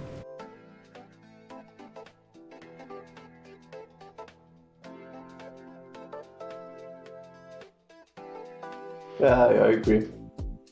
And this is a lot better, creating these win-wins than joining a 100k valuation challenge, stupid shit like that. That's why the payout is much larger on this challenge, just because the failure rate is much larger as well. Then psychology comes in and people doing like 10 of these challenges for 200 bucks, and then they're down 2 grand instead of just putting on 2 grand and get an accelerated account and just keep on chugging money every day, every week. What do you think about, let's say you have your first account and you're gonna scale up more accounts? It's really smart to maybe have some accounts like 50% smaller risk than your initial sizing, right? Or could it backslash? This could be interesting too, so you can build your own slower term portfolio or account. Yeah, you mix the exposure to the accounts depending on how they stand and how much money they have. Yeah, You try to speed it up, of course, but this is always at the risk of you losing the equity, or basically you're not getting paid for forever. Would also not use profits to increase the account. Keep investing in it. Yes. And this is why I'm like, this is also a problem I had with some traders I would work with.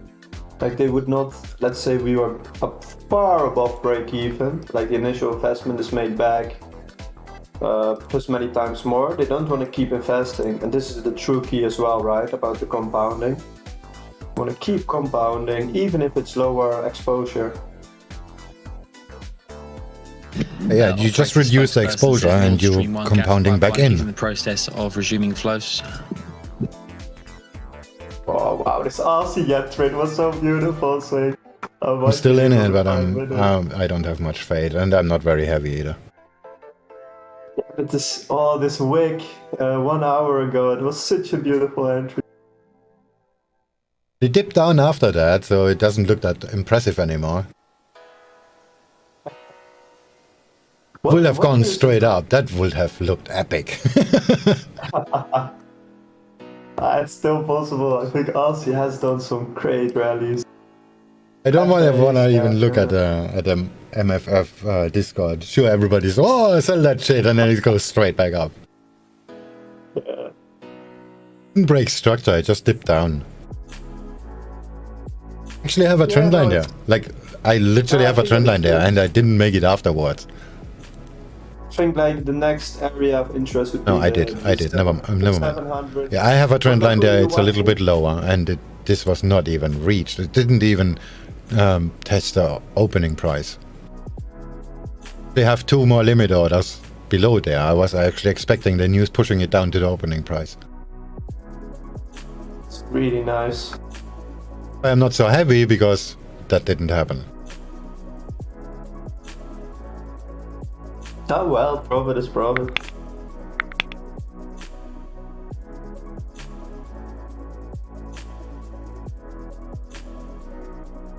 But RC is one of the nicer moving yen pairs. The rest of the yens are. Euro yen is moving up. Yeah, last week I did quite a few euro yen trades because the euro just looked better than the Aussie dollar at this point. If you do small ranges, pound yen is not so good because it's very expensive. Yeah. If you're looking for a 40 pip move, then pound yen is the better thing to do because it's more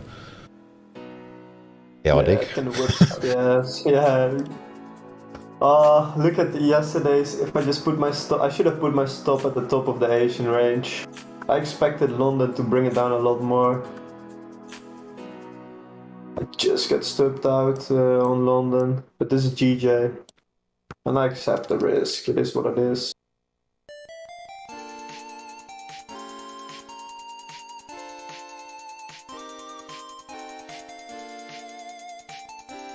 So you looked at Aussie dollar before you were trading Aussie yen, like the majors. That's why I have on my monitoring chart the majors on the top and the yen pairs below. So clean. Dollar CAD, so I can actually see what the US dollar doing. Down bubble. The dollar index is just on my monitoring chart for the stream. I don't really look at it. So is gold. I could get rid of the dollar index. Yeah, Really do gold. It's just on the charts I have something that is unrelated to currency.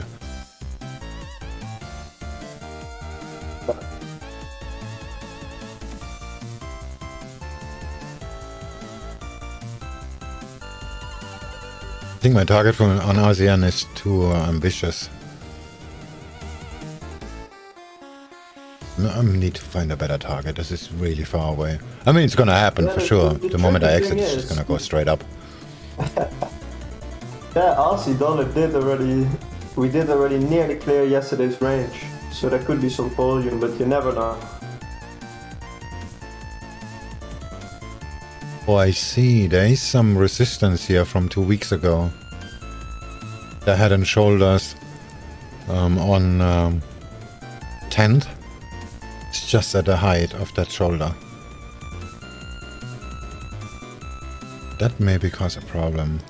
But if that is being broken, then we're talking another 100 pips-ish. Yeah, it is possible. Aussie dollar is also super bullish on the weekly again. Look, we can have some pull up. Did you hear about China today? Oh, I was a bit late. No, it's not. It's more fundamental. It's not. Let me find out.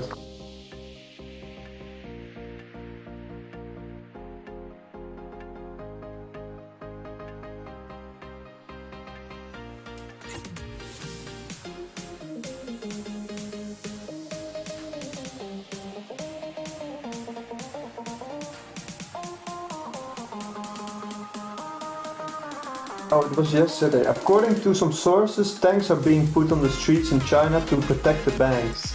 This is because the Henan branch of the Bank of China declaring that people saving in that branch are now investment product and cannot be withdrawn. So they're freezing the banks. I don't know if it's... I don't know how it is. Freezing a bank.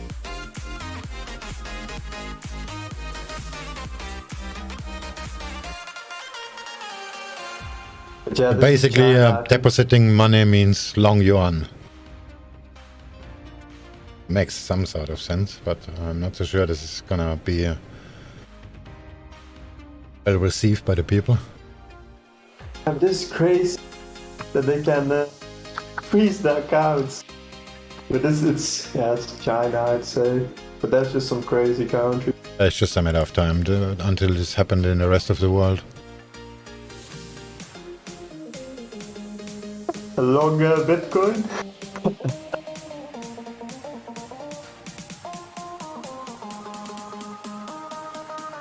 There are some, I would say the more you learn about this world, the crazier it is. Like all the societies as well. I don't know what to think. I'm just getting more relaxed about it, basically. Nice thing about the internet though, we get the information immediately.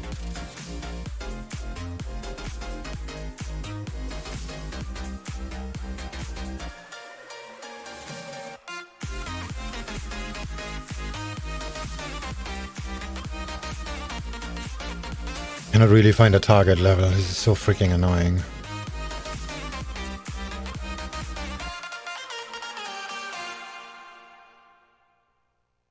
I would say previous daily high could be interesting. That's what I just marked that, like literally a second ago. 753, but this is past the R1, and then I found another structural level which is a little bit higher than that. And if let's just assume this is gonna take another hour, then we're talking about 12 pips higher. And then there is resistance from the overall structure, which is 17 pips higher. So that will be the actual target, which is, let's just assume this is gonna take about an hour. Then we're talking 941. Gold. Yeah. If I look at 941 on the 4-hour chart, this is like in the middle of nowhere.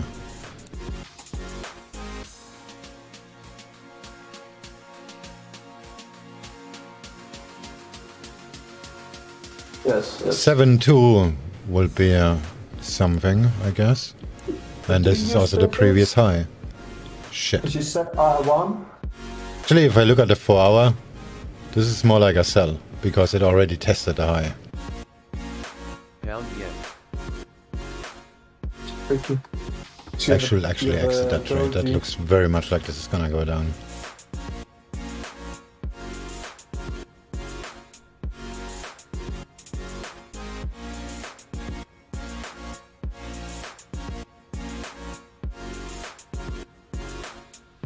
I guess a safe bet is the previous high, but if that's already been tested, then we are going down.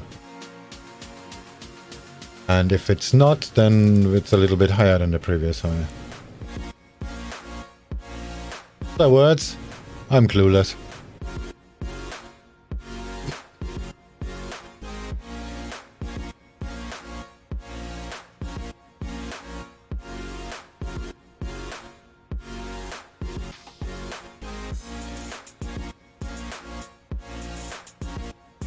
Yeah, if it's going down, I'm just gonna keep scaling in.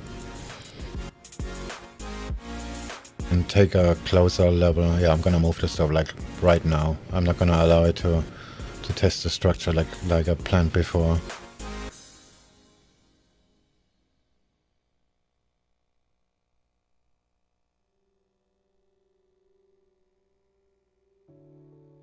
Yeah, this looks very nice. Let's just make that white. White, normal size. There we go. That's gonna be my new stop.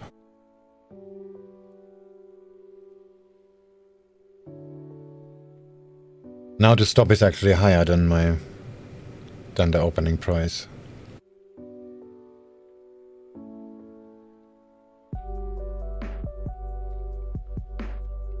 But the beauty is, like, I think a lot of people when they start to trade, what age would you say when people get really interested into trades and dollar cost averaging? Like 30s?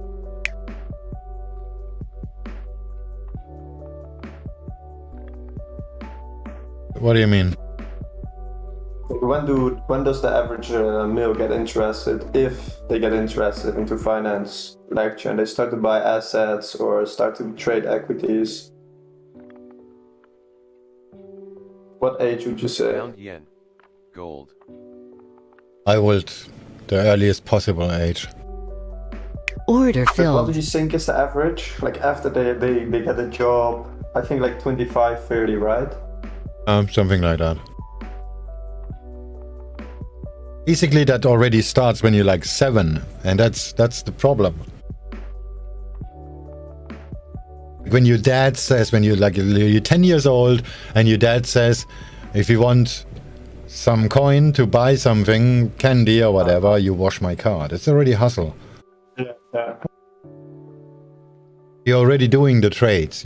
You're averaging. You thinking about risk reward without realizing it.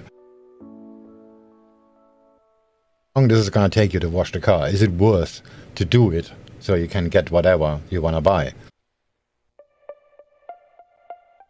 This is already And this needs to be encouraged, and this is actually a problem in today's time and age. I see that with my own daughter. She has like zero idea about value. This is not because of... I don't know, this, of course, it's parents mostly, but this is a problem because society is pushing people into that direction. Everything is for free, kind of thing. No consequences to your actions, stuff like that. Yes, yes. But how is it in Thailand? Thailand is like horrible about this stuff. Yeah. Why I'm failing doing that, because there are 60 million Thais and me. There's no way to teach my daughter. I mean, she understands what I'm saying, and she understands what's happening, but she also knows that there are ways around that. Yeah, but I agree with the no consequences. You mean like buy everything, spend everything you have. This is being pushed, no? Yeah, and somebody is gonna pick up the pieces after you. That's the other problem. That came with millennial age, basically. Millennials are now parents, and that's what makes this problem even larger.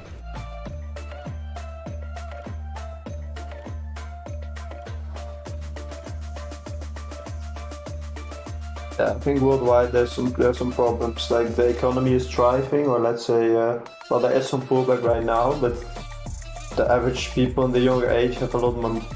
They can consume a lot more, but you can see there's a lot of bad things being consumed. Here in the Netherlands, it's the highest use of like the strong stuff.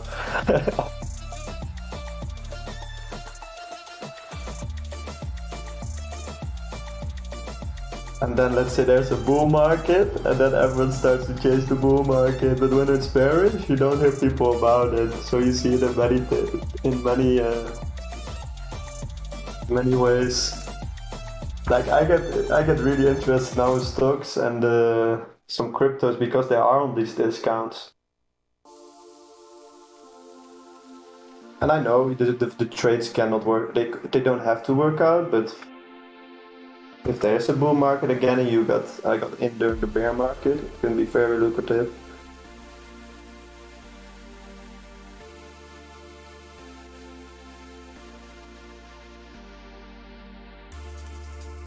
So, do you know a lot about the seasonality in the summer? And nothing goes in a straight line, so definitely a thing. But I don't really look at it that way anyway. Order filled.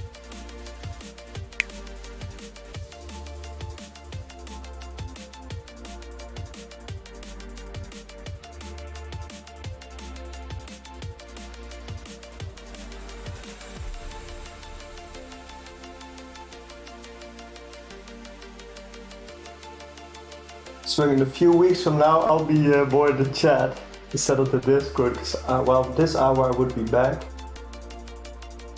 Or maybe in the train.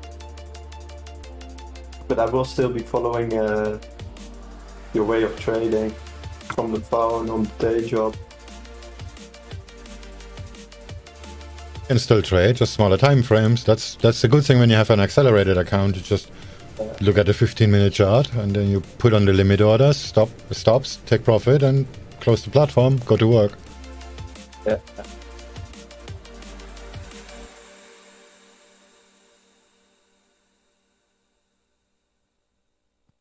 I've never worked at a hotel, but I think it can be a nice atmosphere, especially at night.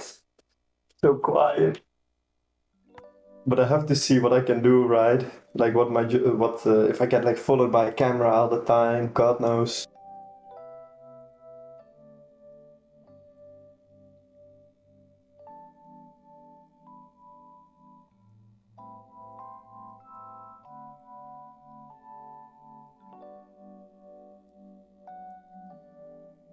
And the next thing I gotta learn is how to day trade with a little amount of speed.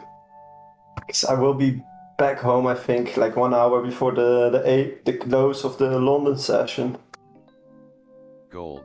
I mean the open of London. Order pending. Figure it out. Ah, You I see, just yeah. trade a larger time frame, like the 15 minutes, and you're good to go. Yeah, you're right.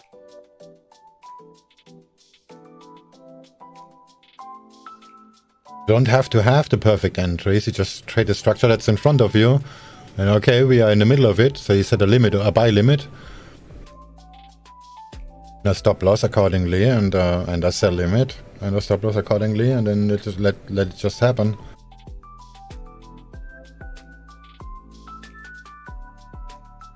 Actually thinking about doing that too, so I can provide more signals on the website.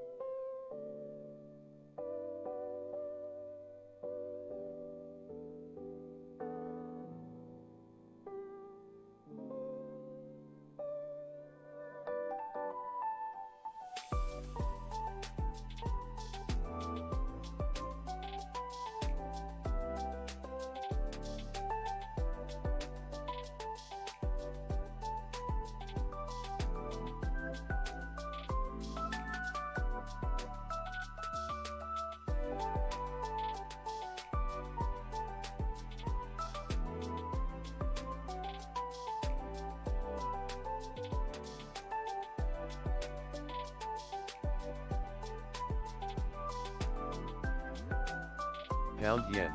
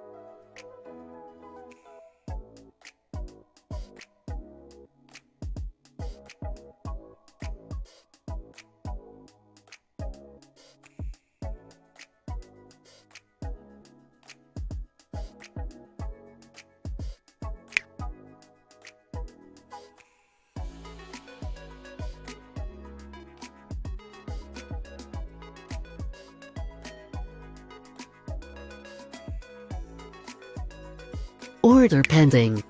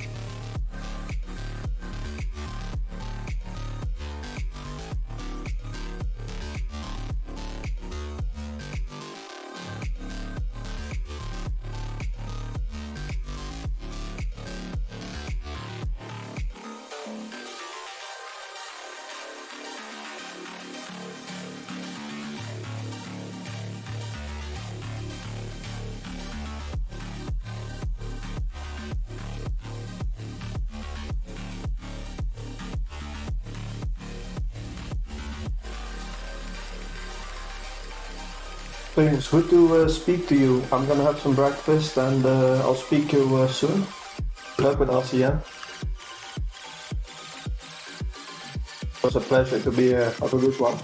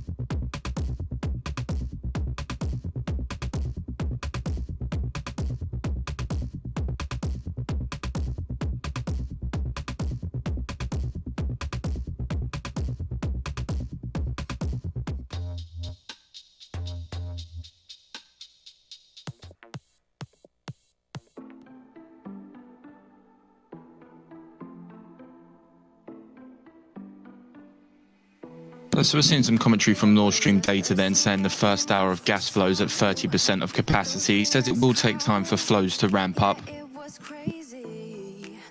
It was a Friday night when I first kissed you.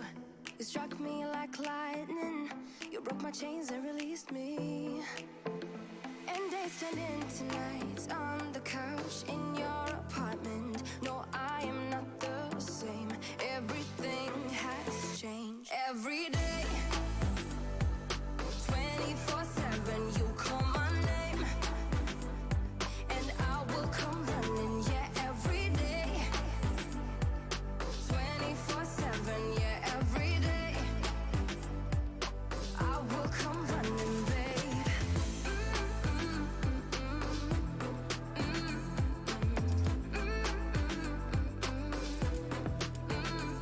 Every day, yeah, every day, babe. Used to be scared of letting someone get close without the filters, but you see the real me. Since I let you in under my skin, I'm more free than I have ever been. You broke my chains and released me. And days turned into nights on the couch in your apartment. No, I am not the same. Everything has changed. Every day,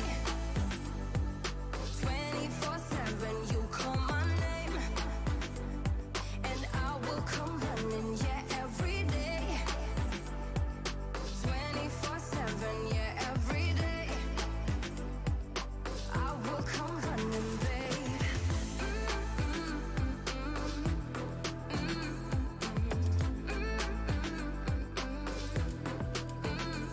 Every day, yeah, every day, babe. And days turned into nights on the couch. No, I am not the same. Everything has changed. Every day, 24/7, you call my name, and I will come running. Yeah, every day, 24/7. Yeah, every day, I will come running, babe.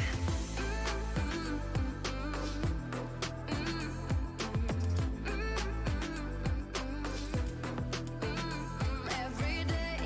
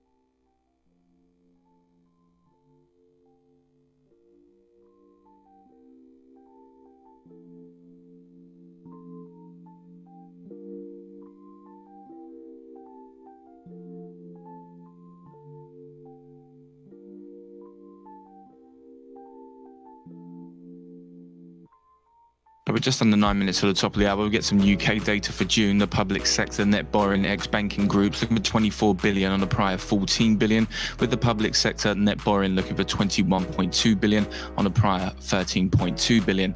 The public finances prior for June prior was 12 billion, and also from Japan we get June final machine tool orders year on year. The prior was 17.1%.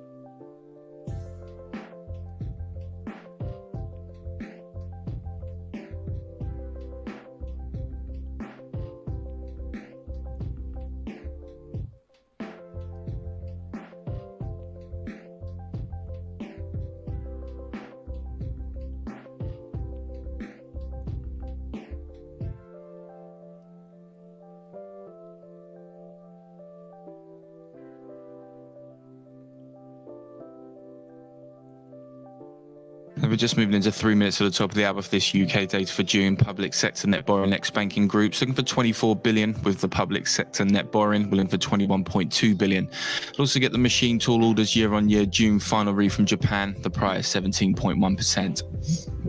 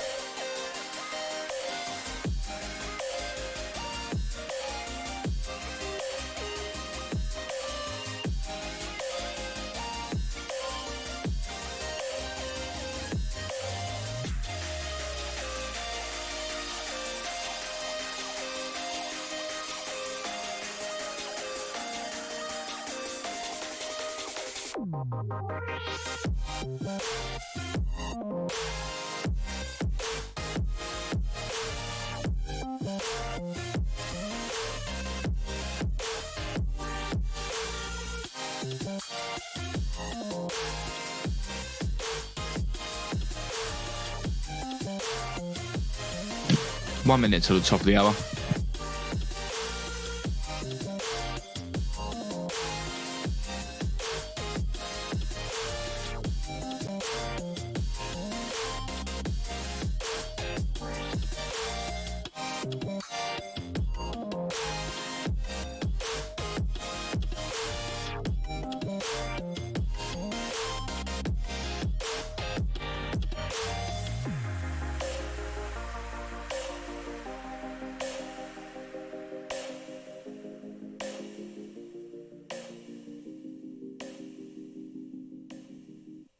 Order filled.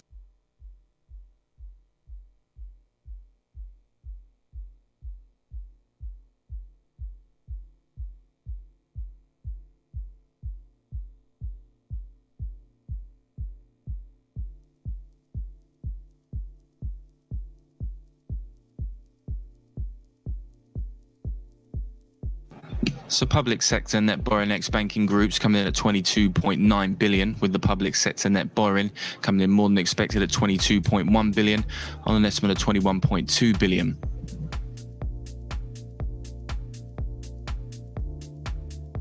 So the UK budget deficit ex-banking groups 22.9 billion pounds in June.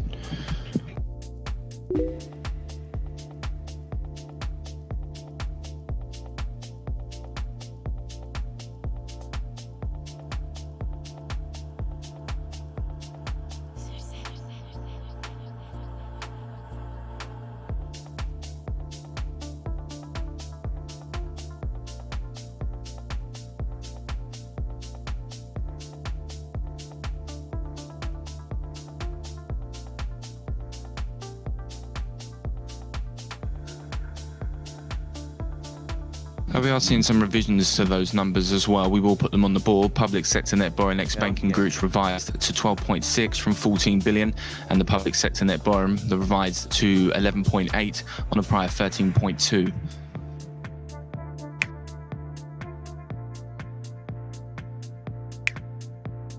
And seeing Japan machine tool orders Order year-on-year June cancelled. final Order read coming in cancelled. 17.1%, unchanged on the prelim.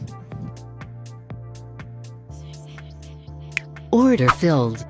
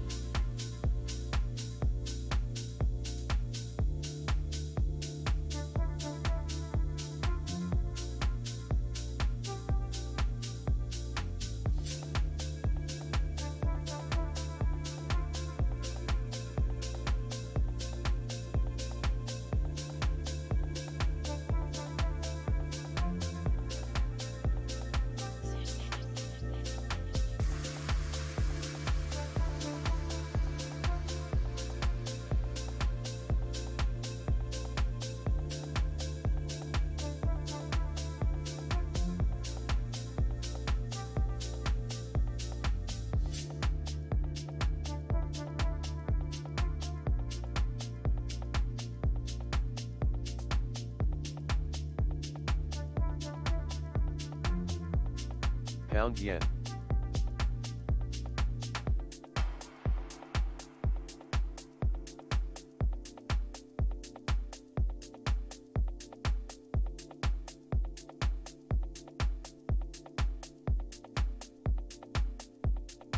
Order filled.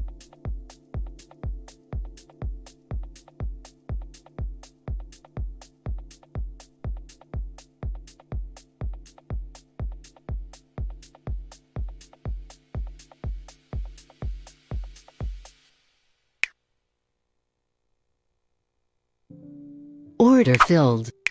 Order Pound filled. yen. Gold. Order filled. Order filled.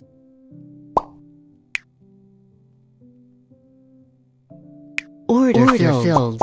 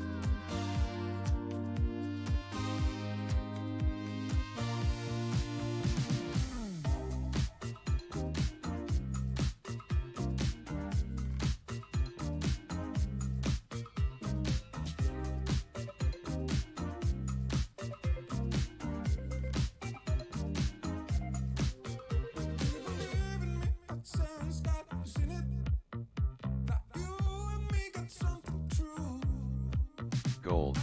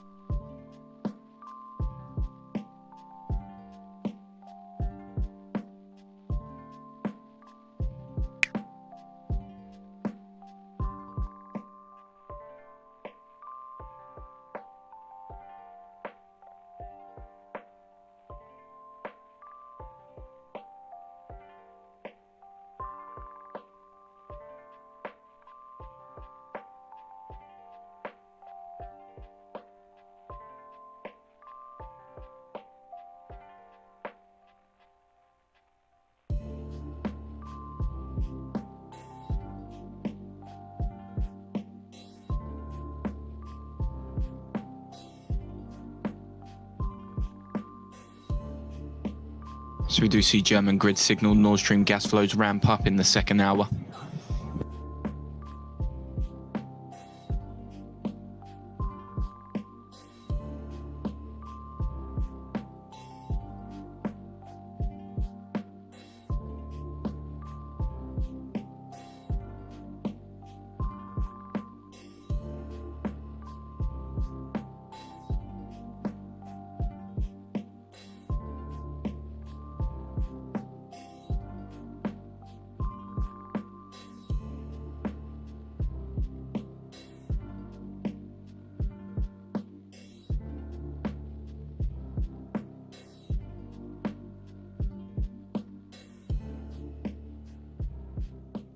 So we see Italian bonds slide at the open. 10-year yield surges 18 basis points to 3.57%.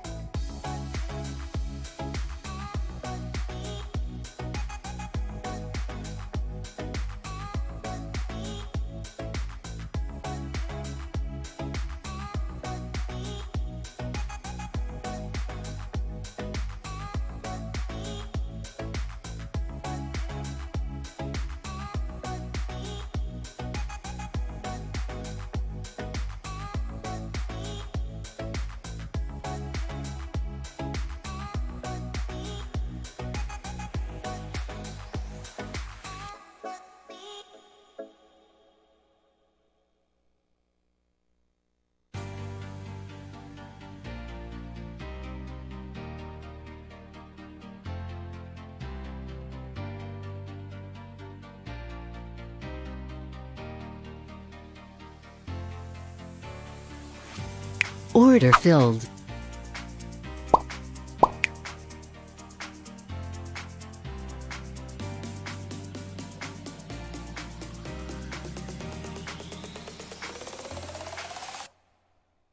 Order filled.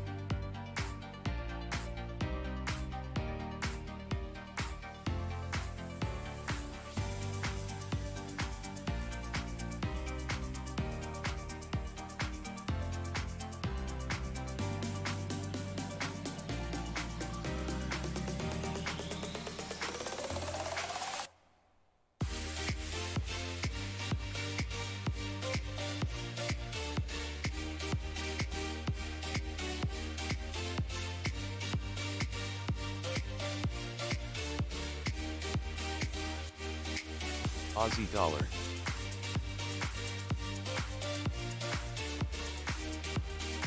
Order filled.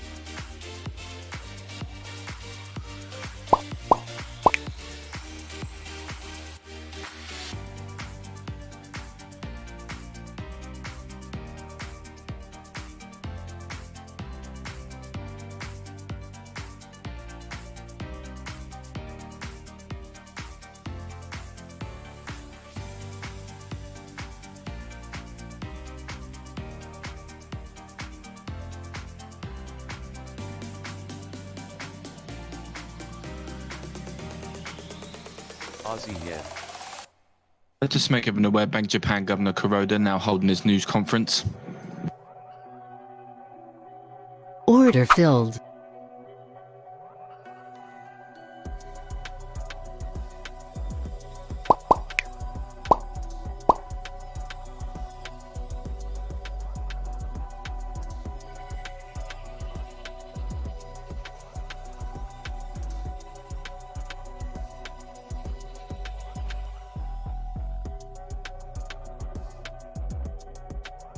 Dollar CAD.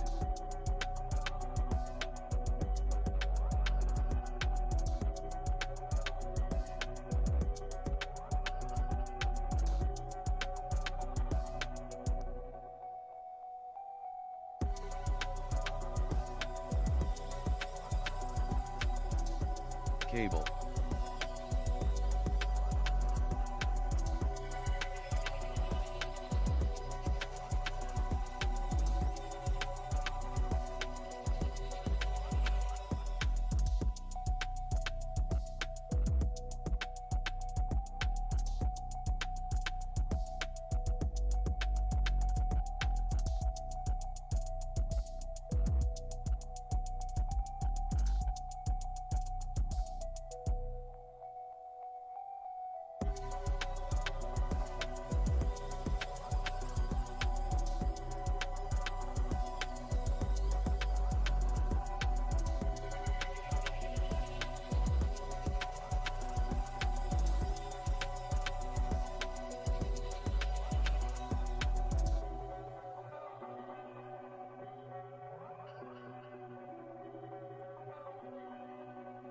Cable.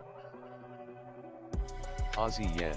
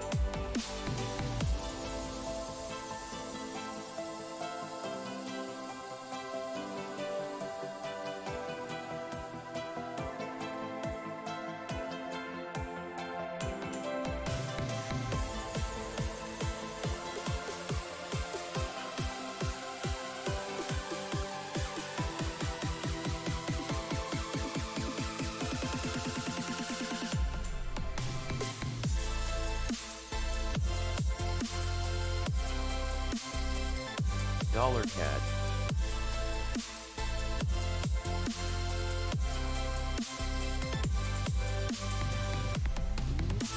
So we're just moving into 10 minutes till we get French manufacturing confidence for July, expected to tick lower this month to 106 on a prior 108.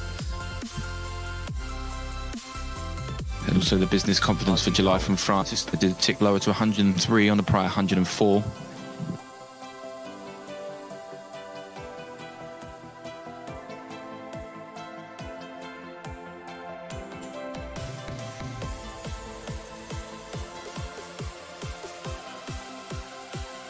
Kuroda does say here inflation expectations are rising.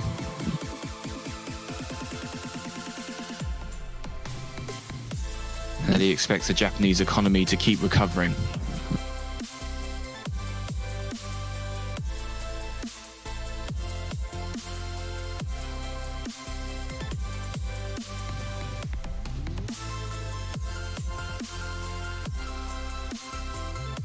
The Kuroda does say believe growth will outperform potential growth rate.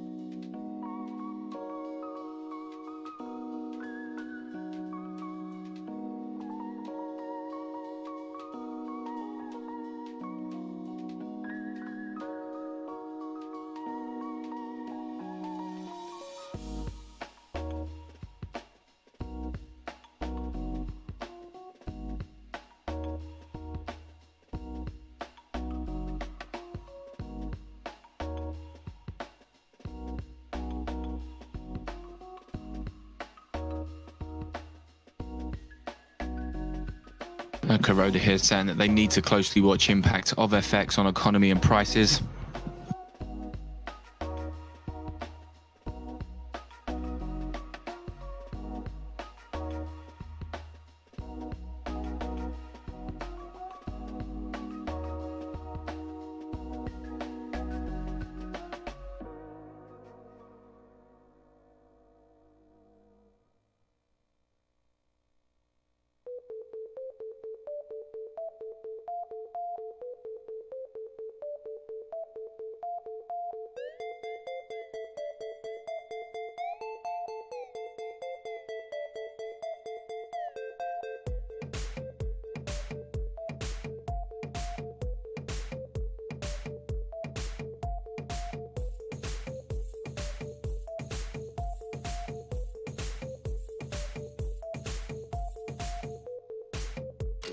Looking back at that gas data, Nord Stream data shows gas flows now back to 40% capacity.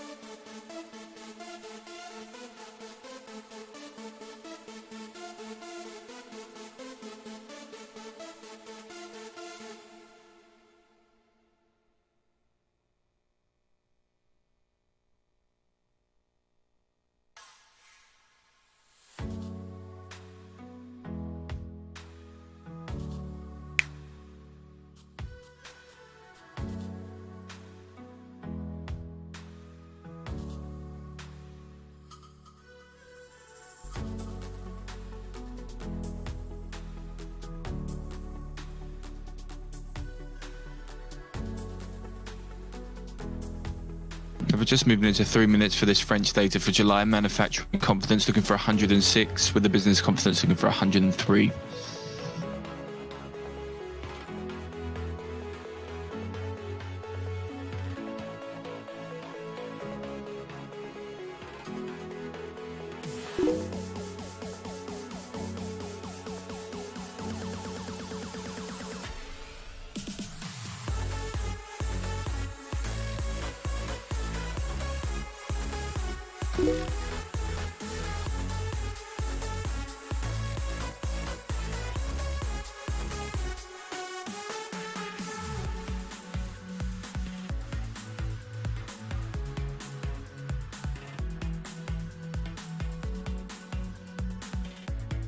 Kuroda does say here, recent rapid yen movements not desirable for economy and a negative for the economy, Kuroda says.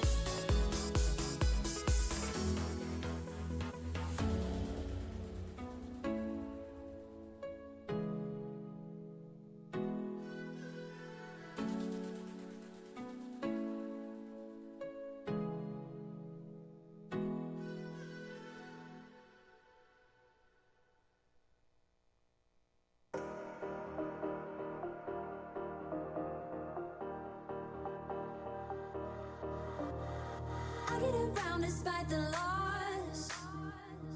I'm over here, gotta get across.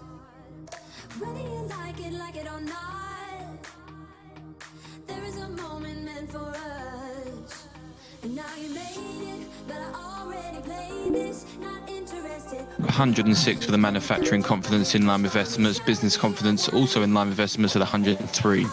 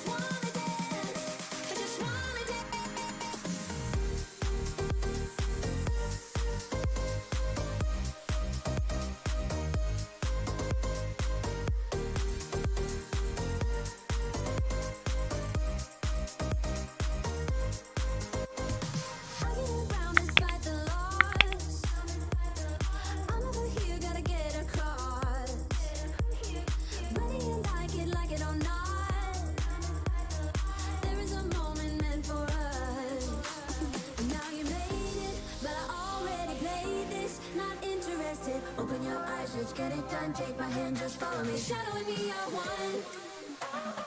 Oh, the sky is on fire. The lake has turned to a golden sun. Oh, I'll never get tired. I just wanna dance, just wanna run.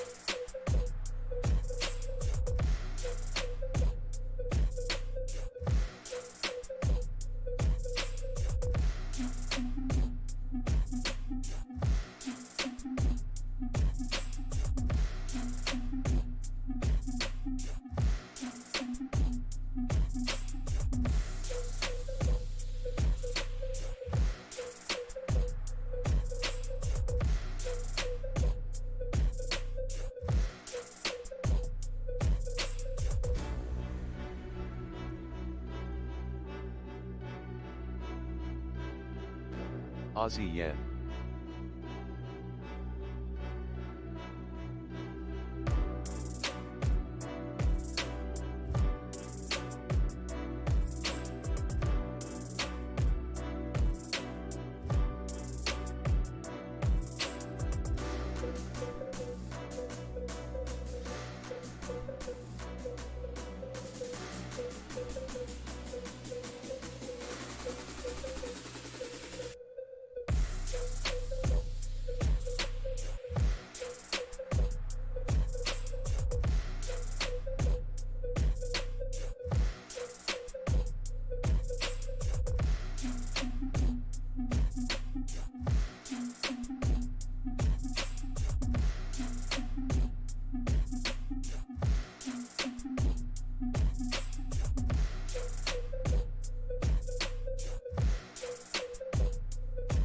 Dollar CAD.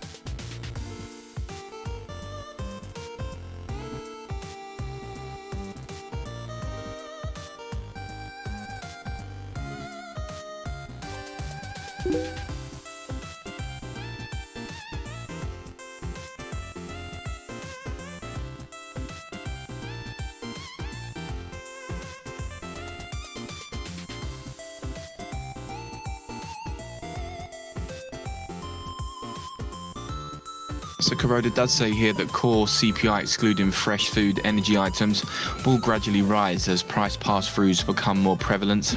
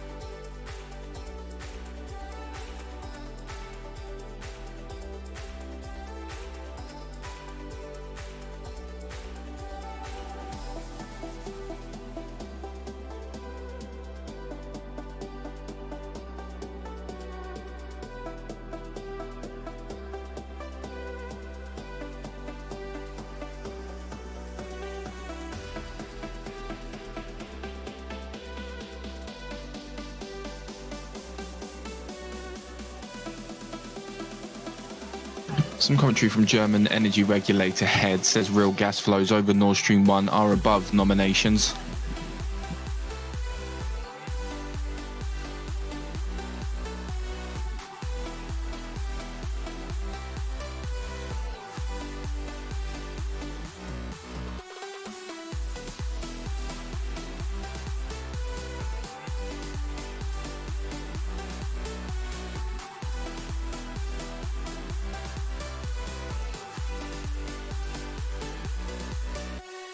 He does go on to say that pre-maintenance level of 40% capacity could be exceeded today.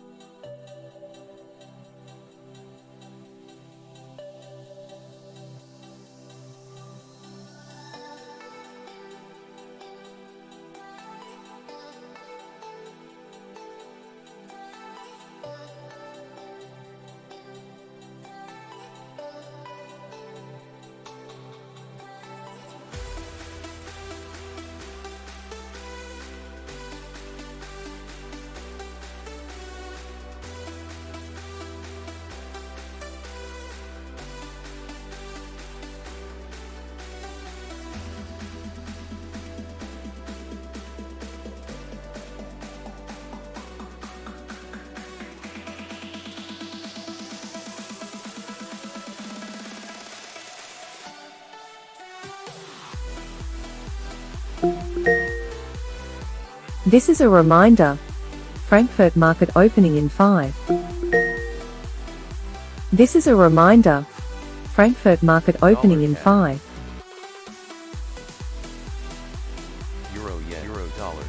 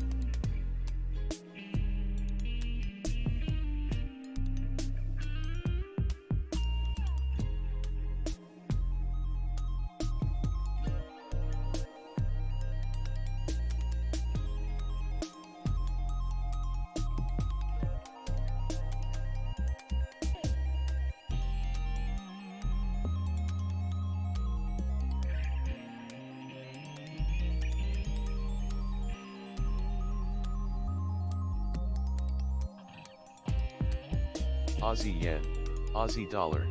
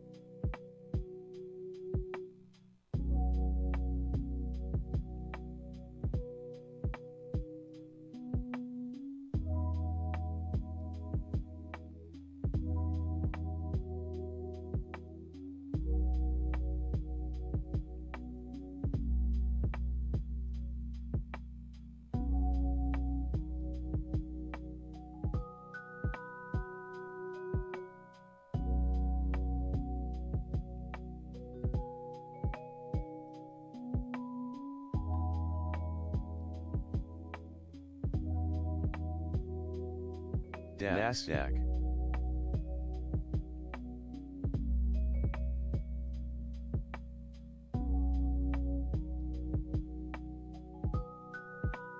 Alright, fire in the hole. Time to get stopped out.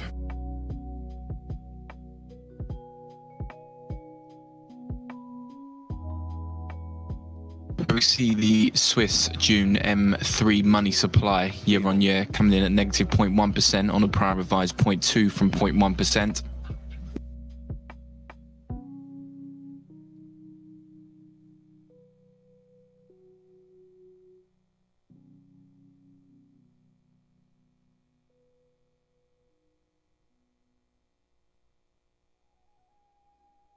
Some data from China. China commercial banks NPL rate falls to 1.67% at the end of June.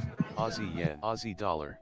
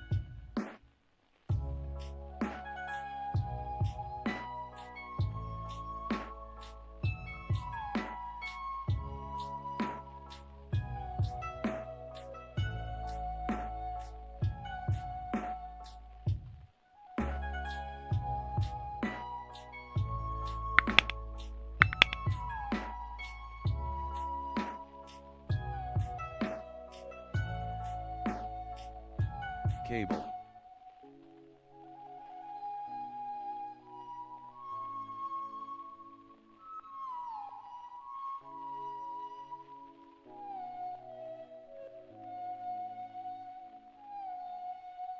Euro dollar.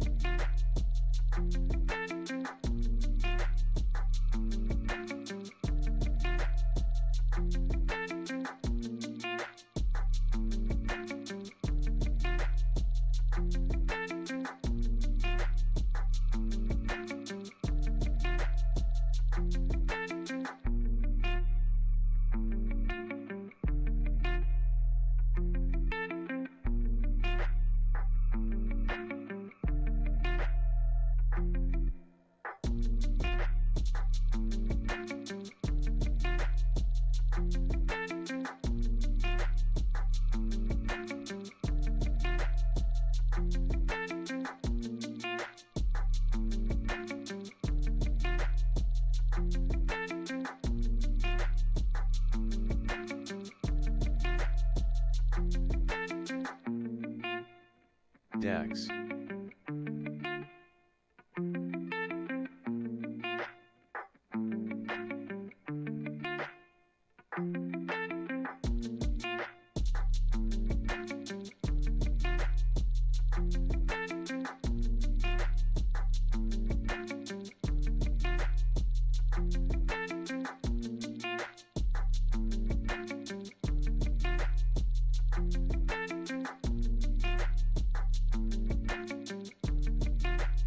Dollar CAD.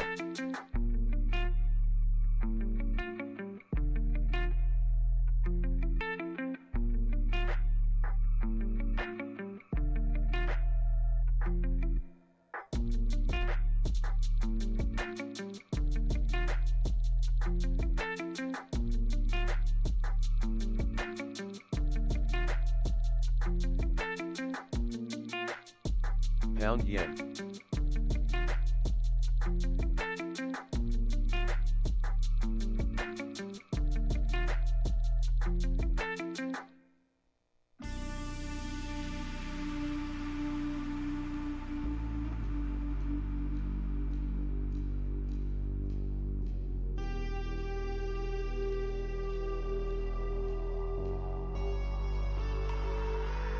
I think I'm gonna stop out pound yen when it crosses the pivot. The pound itself is thrashing down pretty hard.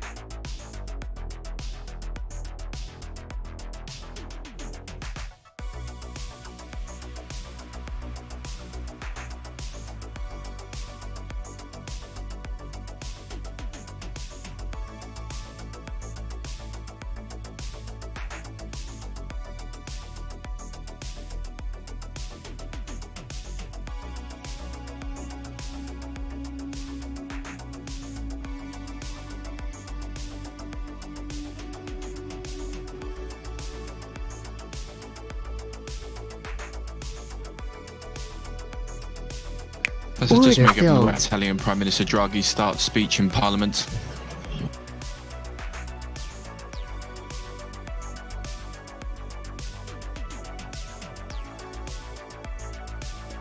Order filled.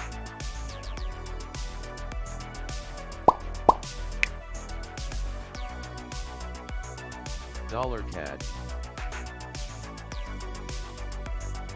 Some commentary here from China Commerce Ministry. China expects trade with the EU to keep healthy momentum in 2022.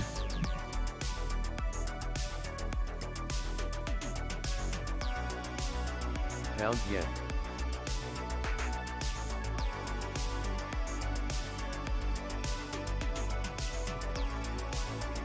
Could I say that?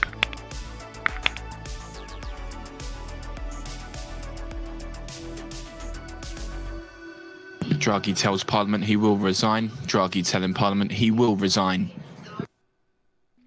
Aussie dollar.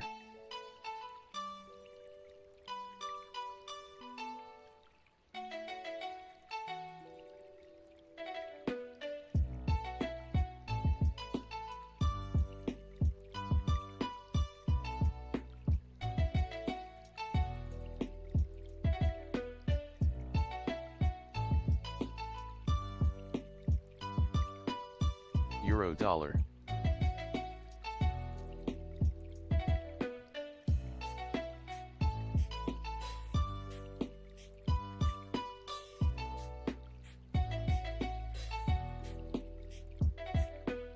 Just moving to Bank of Japan, Governor Kuroda, no intention to raise interest rates under yield curve control.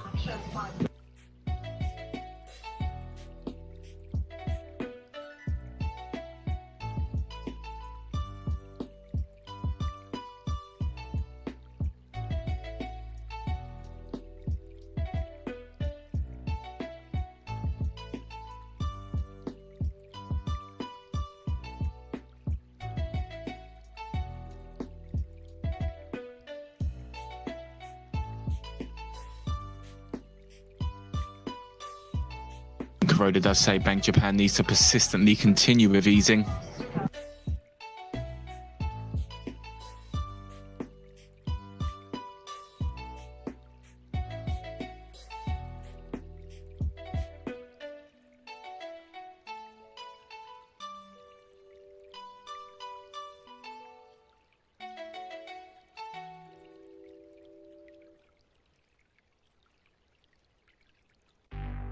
Kuroda also says no plan to widen yield curve control cap range at 0.25%.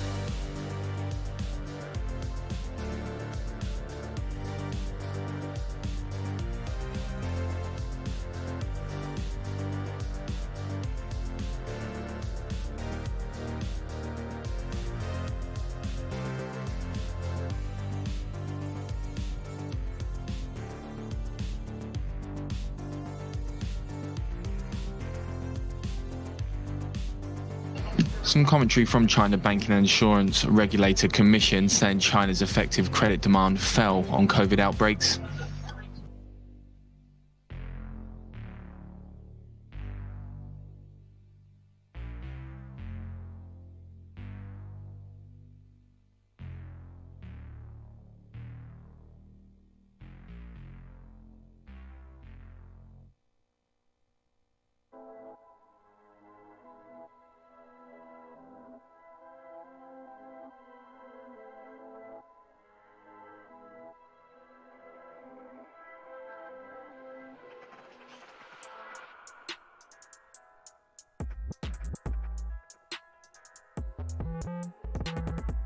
We're seeing China said to be urging banks to keep fast growth of inclusive SME loans.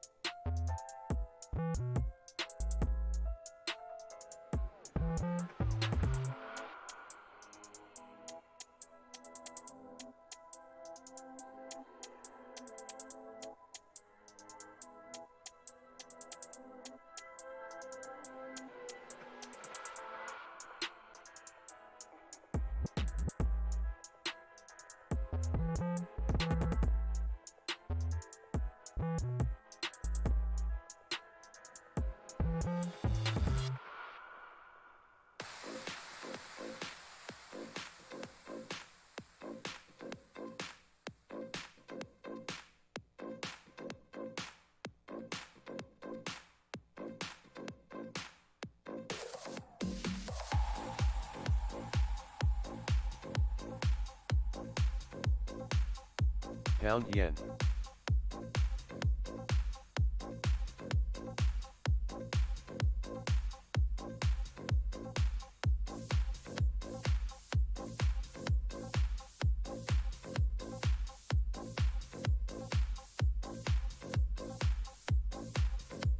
Aussie dollar.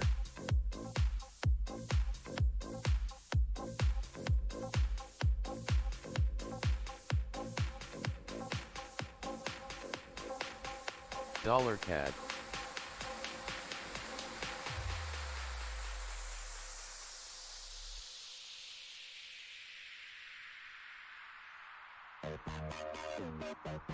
Euro dollar. Aussie yen.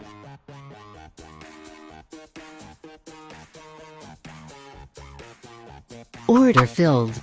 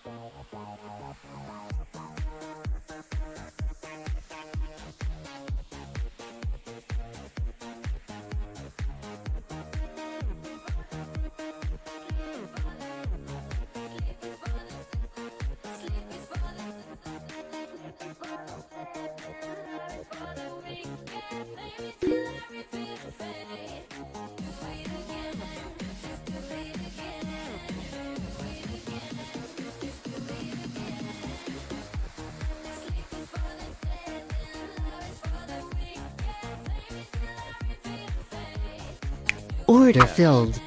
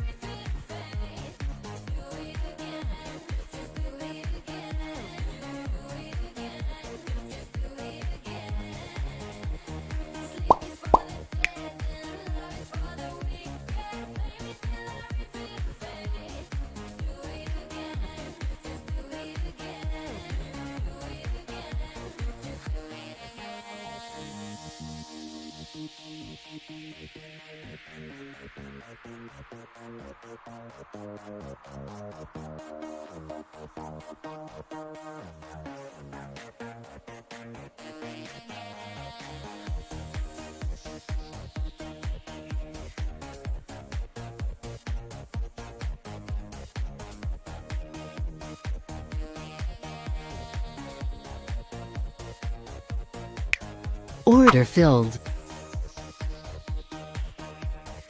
Order filled. Order filled.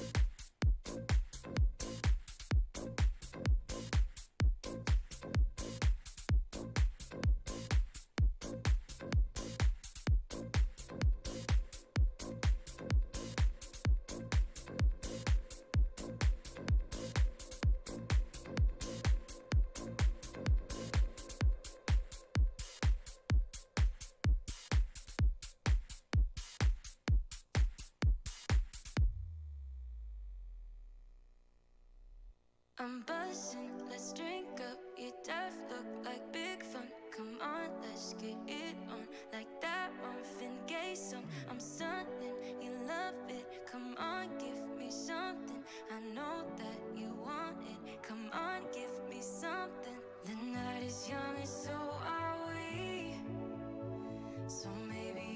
Now hearing from Japan, Chief Cabinet Secretary Masuno says he expects the Bank of Japan to continue conducting monetary policy while keeping close coordination with government.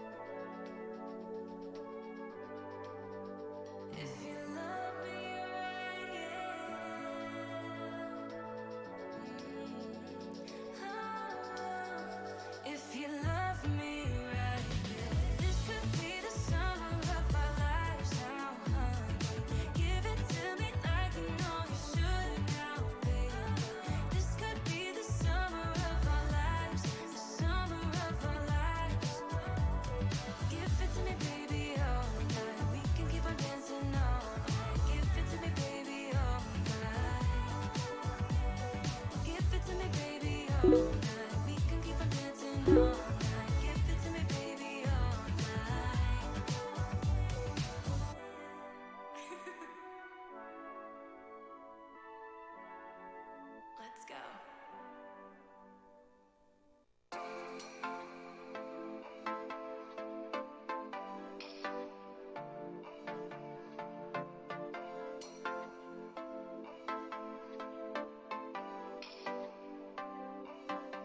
So your tears been running like a waterfall. Thought the stars would never let you down. And you keep on thinking you can save yourself. But that's love, that's just love. You should know some things will hurt, and you'll end up getting burned. I just hope that you will learn. That's just love, that's just love. You will get back up again, even if you don't know when. And it feels like the world is coming down on you. You have to move on, deal with your broken heart.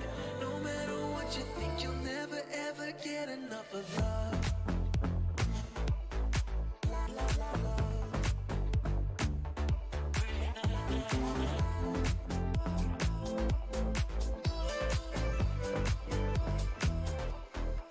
Every time you feel the walls are closing in, and it seems like nothing makes it better, you should try to Order pending. how it is when it comes to love, comes to love. Order pending.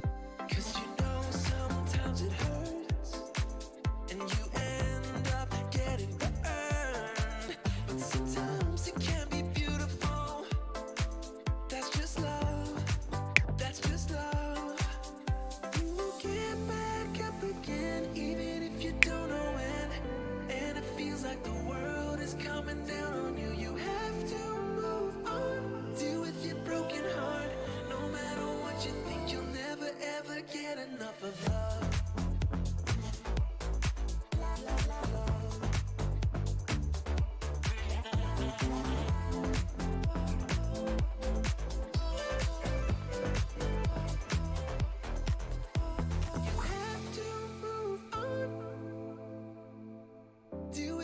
broken heart. You have to move on. Aussie yen. Deal with your broken heart. No matter what you think, you'll never ever get enough of love.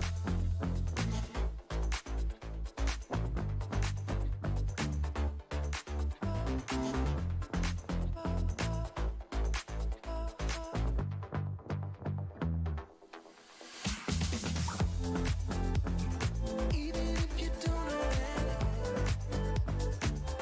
Pound yen. deal with your broken heart. No matter what you think, you'll never ever get enough of love.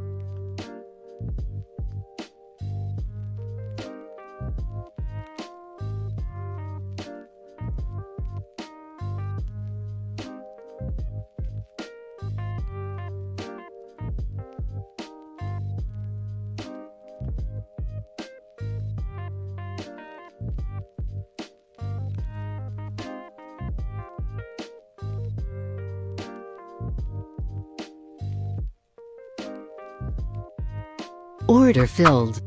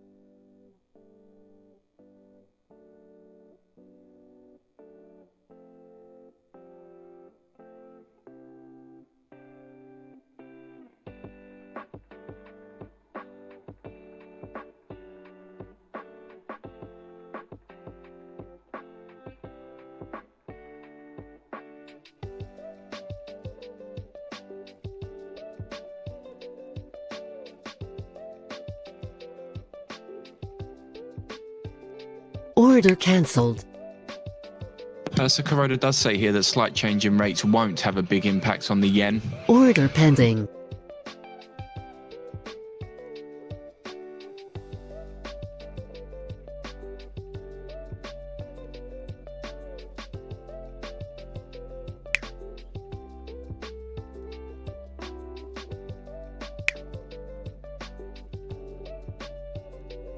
Euro dollar.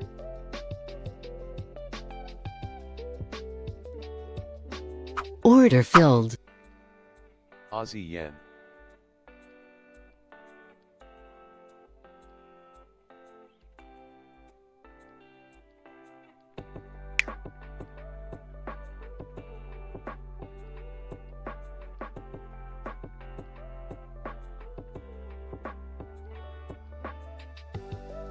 Order filled. NASDAQ. Pound yen.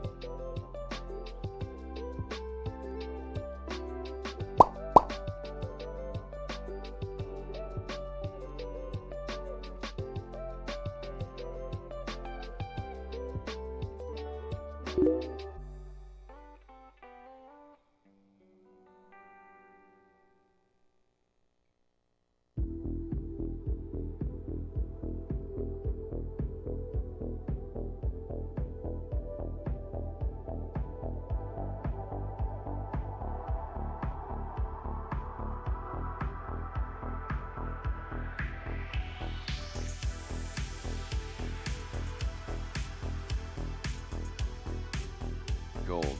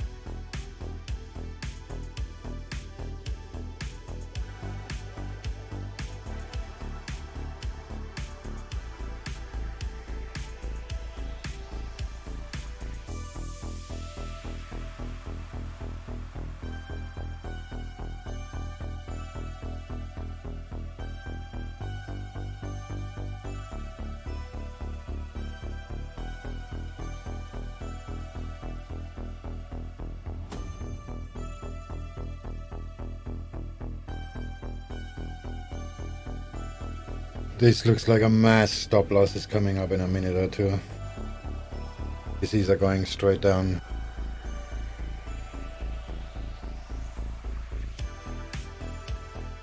I don't think the VWAP is gonna hold on the yen pairs.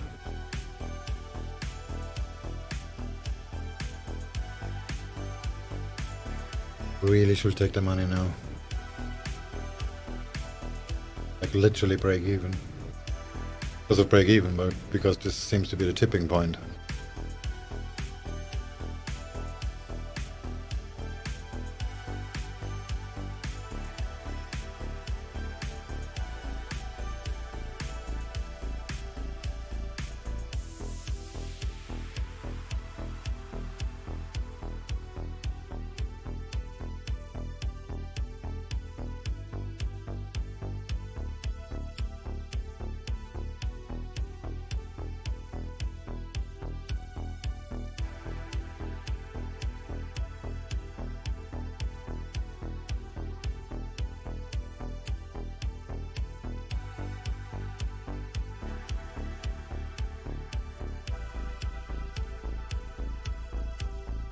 There's some more out of China here. China say they're to accelerate local government special bond issuance.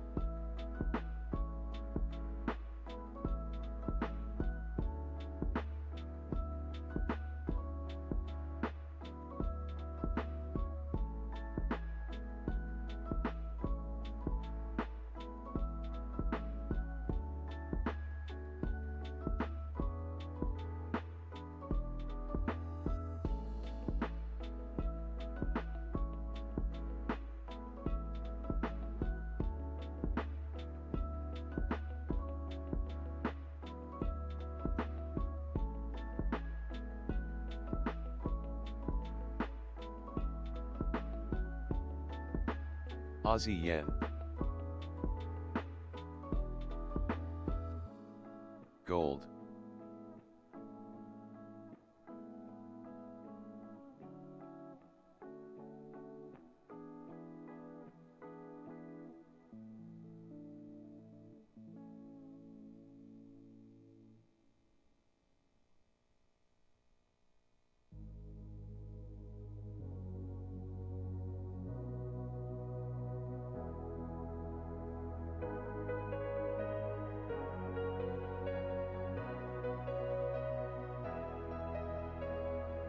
We are the ones who mark a new beginning. We are the ones of the spoken Pound yen. word. We are the ones who keep the planet spinning. And yes, one day we will rule the world.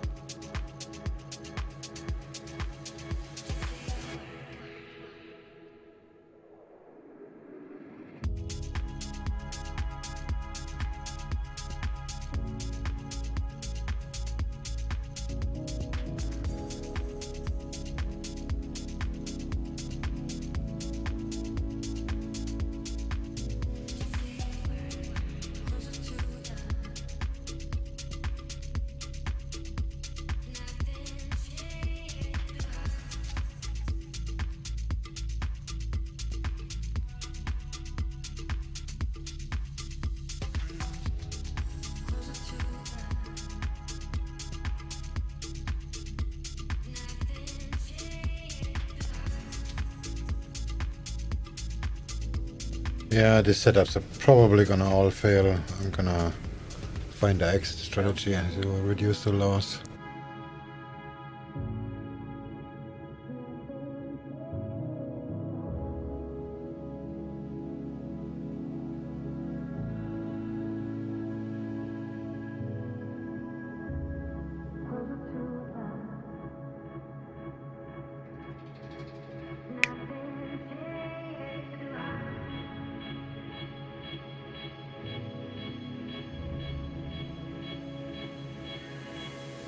Euro dollar. Order filled.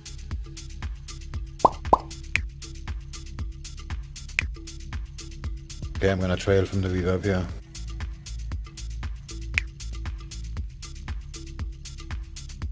The dollar and the pound is still going down. This is gonna fail for sure.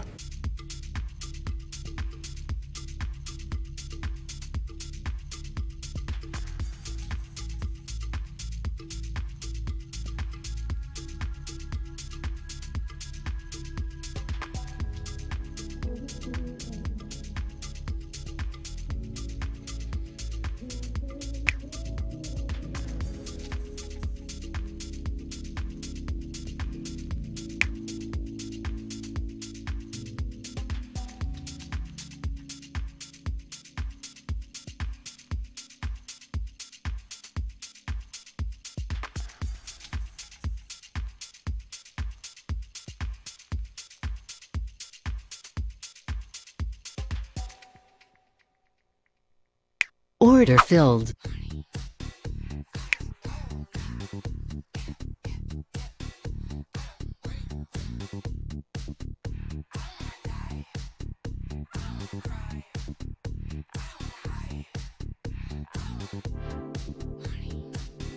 Order filled.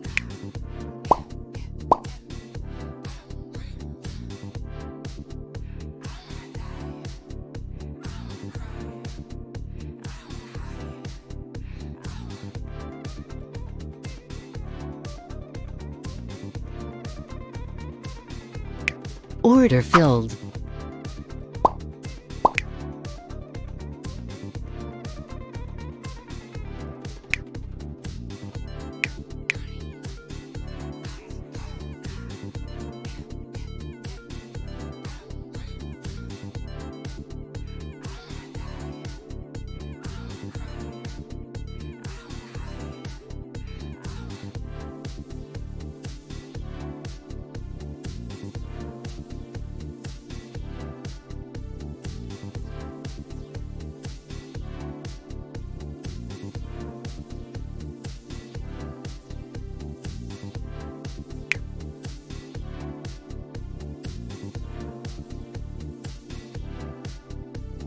NASDAQ.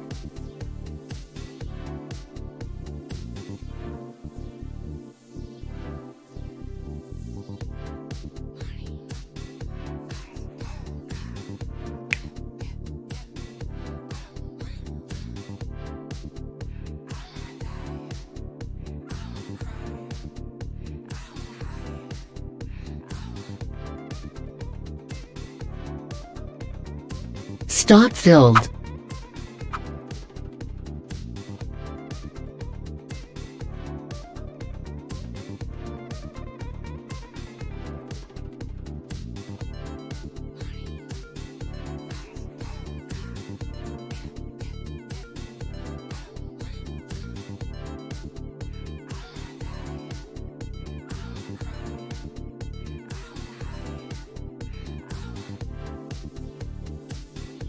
ASEAN is gonna get stopped out next.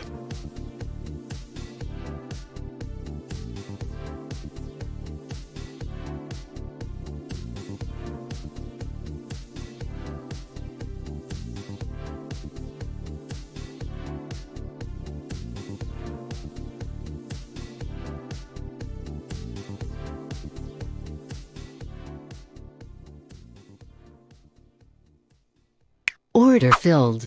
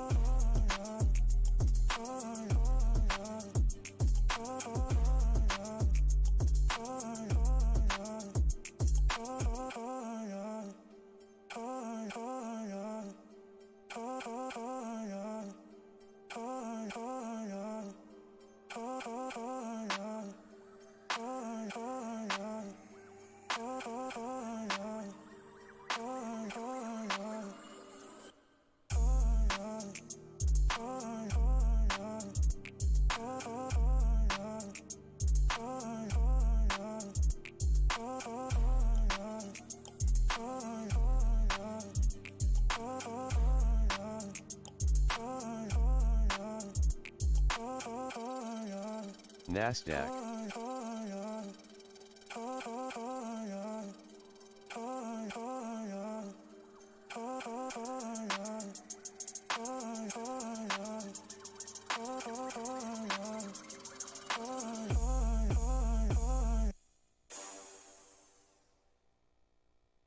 Order filled.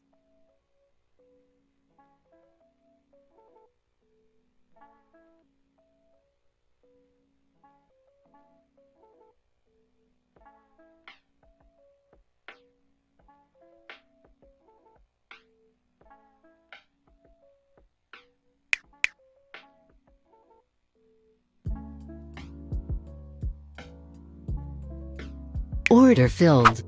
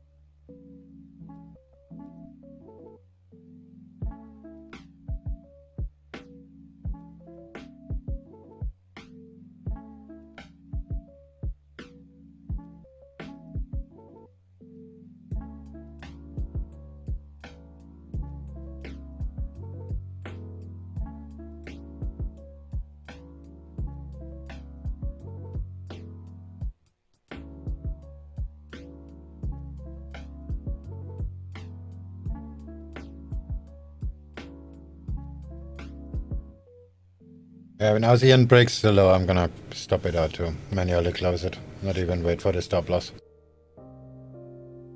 This is very, very much about to fail us anyway. No point of taking the full loss.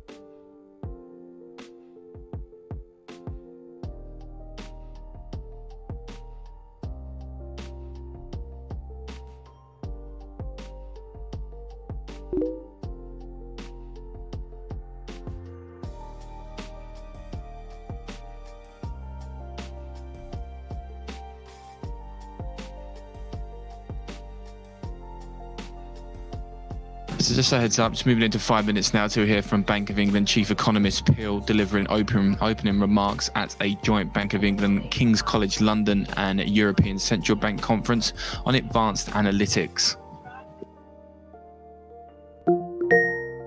Order filled. This is a reminder. London market opening in 5. This is a reminder. London market opening in 5. I'm gonna stop that before that.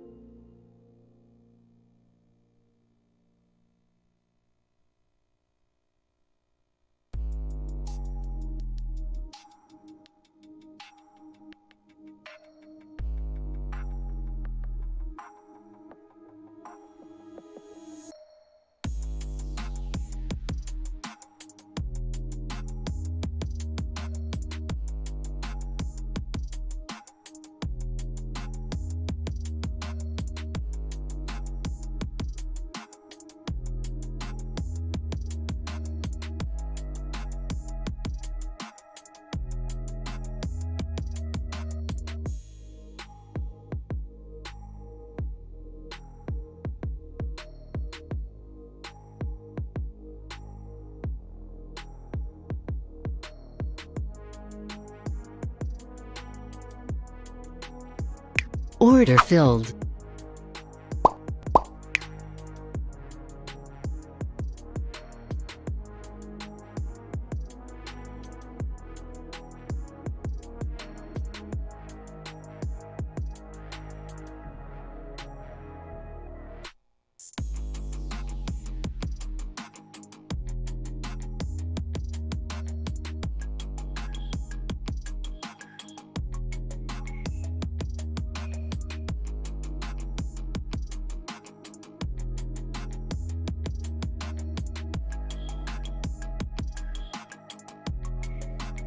Oh, the stop on Pantheon is probably a little bit too close.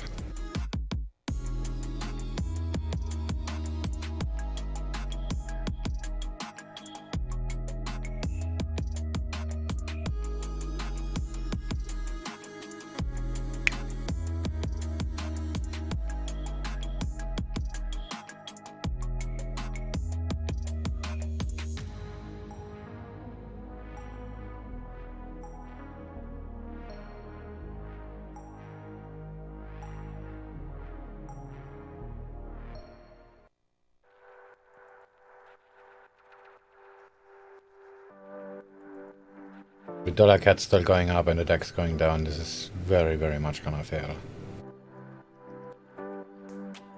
Thinking of actually shorting a NASDAQ.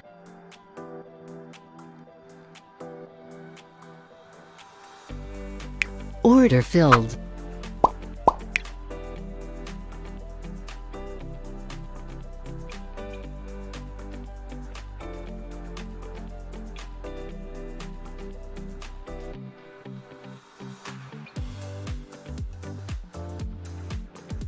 NASDAQ.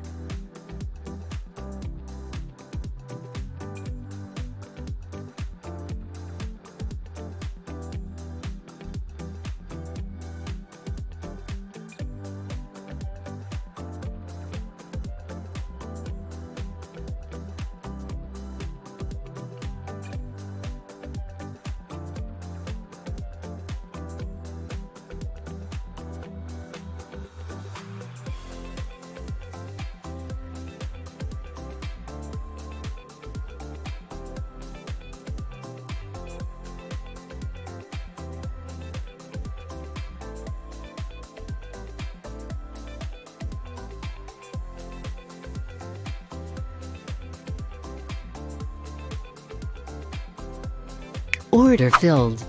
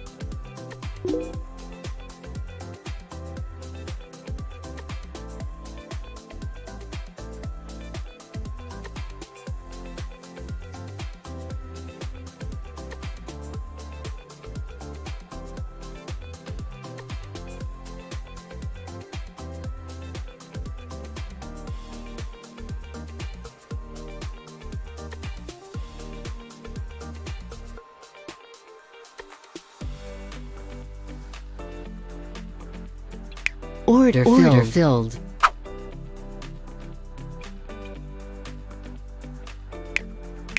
Order filled.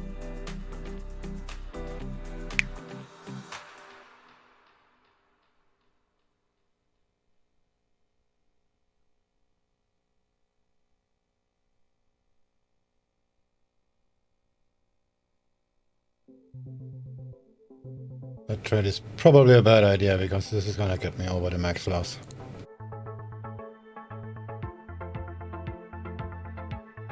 Order filled.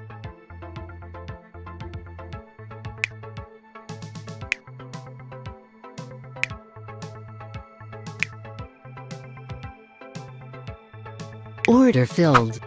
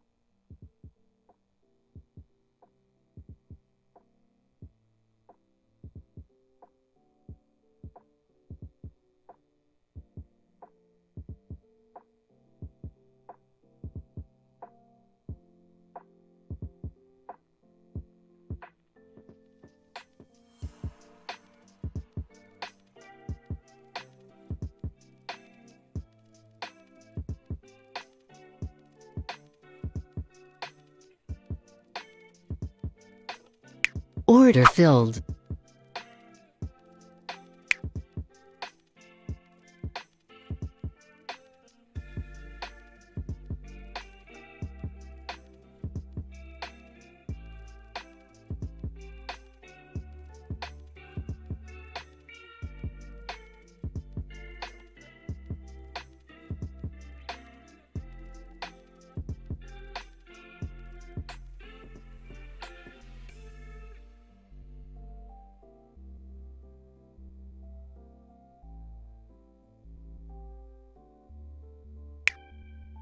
NASDAQ.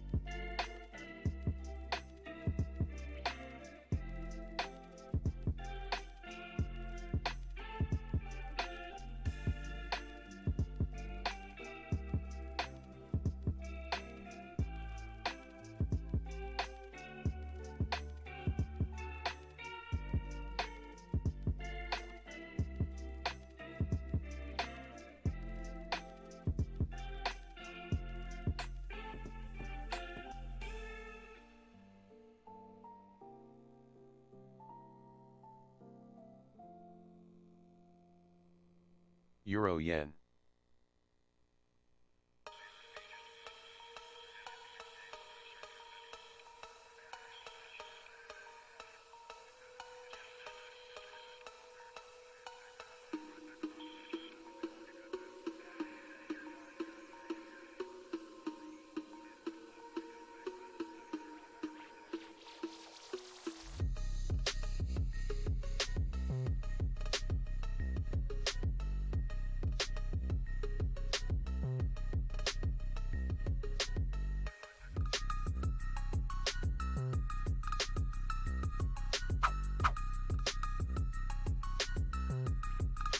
Stop filled.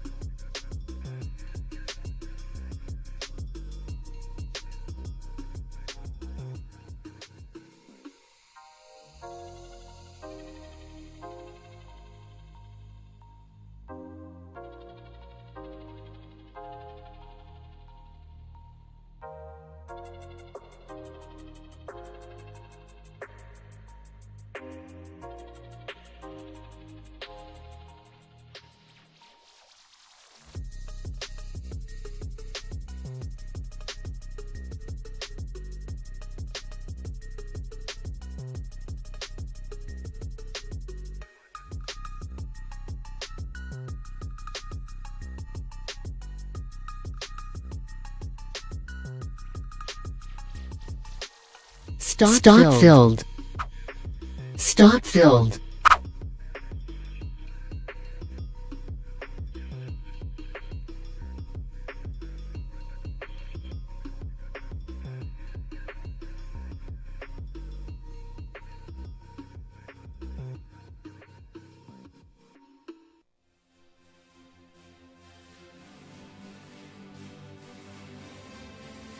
So a statement here saying Italy's presidential palace says Prime Minister Draghi has tendered his resignation. The president asked Draghi to carry on as caretaker government.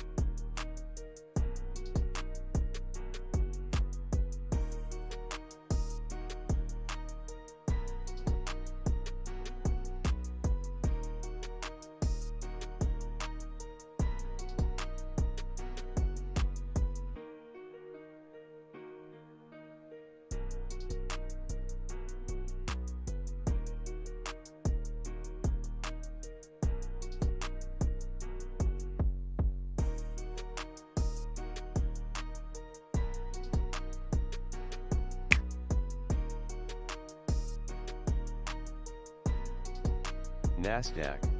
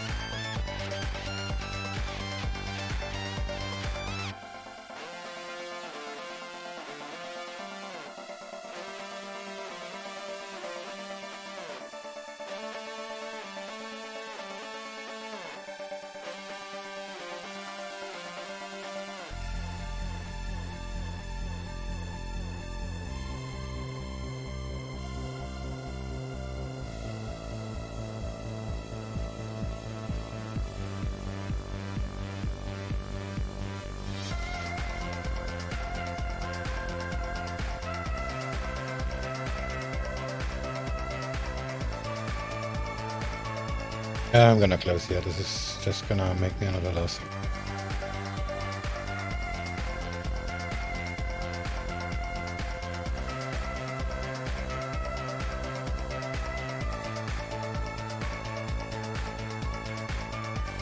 Mine is already fucked, so I better just walk away.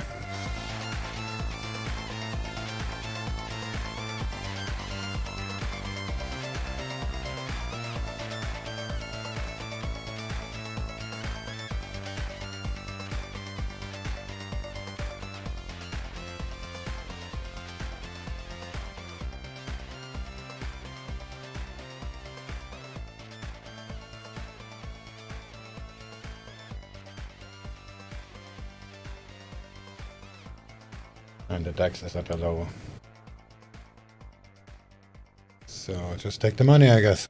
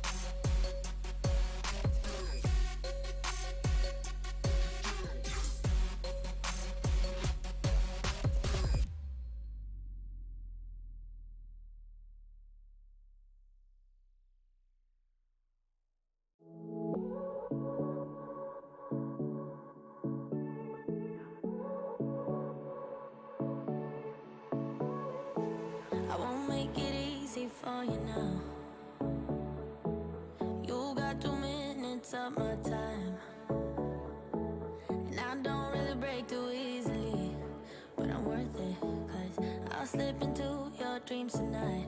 Oh, so give me your all. I'll take it to Mars. Oh, I'll stick like glue inside your mind. Just watch me break in. You're sweet. You're falling into me, touch me. I swear you would do anything that I want. So keep us awake till the dawn. Baby, feel free. I wanna make you sweat on me. I wanna make you sweat on me. I got you wrapped around my finger, but don't you try to call me tomorrow. There's nothing personal in having a little fun. You wait and see if it's worth your while. So give me your all. I'll take it to Mars. Oh, I'll stick like glue inside your mind. Just watch me break in. You're sweet. You're falling into me, touch me. I swear you would do anything that I want. So keep us awake till the dawn. Baby, feel free. I wanna make you sweat on me.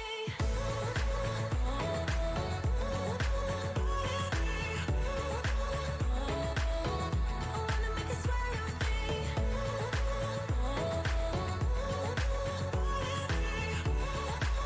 Feel free. I wanna make you sweat on me. Just take a hint. You got a free pass. Oh, try to hide it, but you had me from the get-go. Let me be frank, I'm not that complicated. If you need me, what's the use of playing games? though? There's no denying what we want. Just watch me break in. You're sweet. You're falling into me, touch me. I swear you would do anything that I want. So keep us awake till the dawn. Baby, feel free. I wanna make you sweat on me.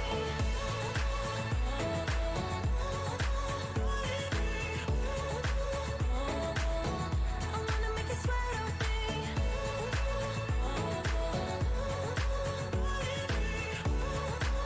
Feel free. I wanna make you sweat on me. I wanna make you sweat on me. I wanna make you sweat on me.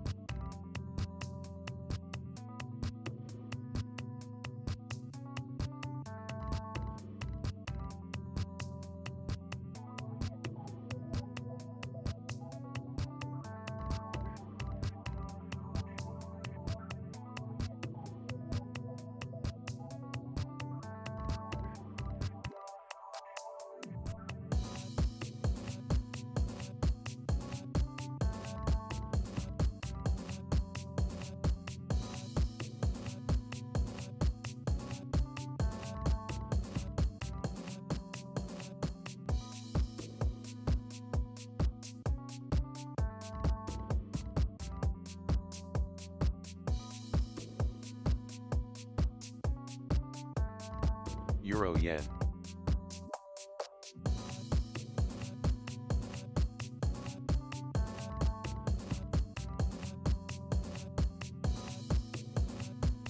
Euro yen.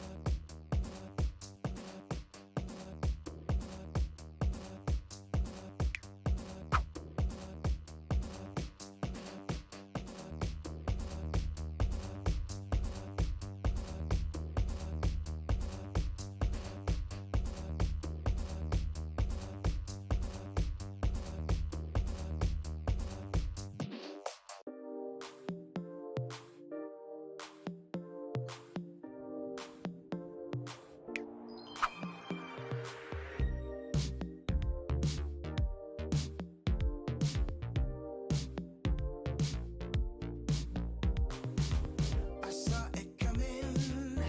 I guess it had to be done. Our love was fading, like snowflakes on my tongue. This time it's the rain. I can feel it in the air. It's time for a celebration.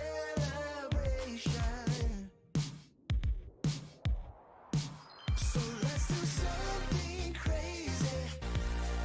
Grab my hand and I'll show you funny. Something crazy. I know you want to.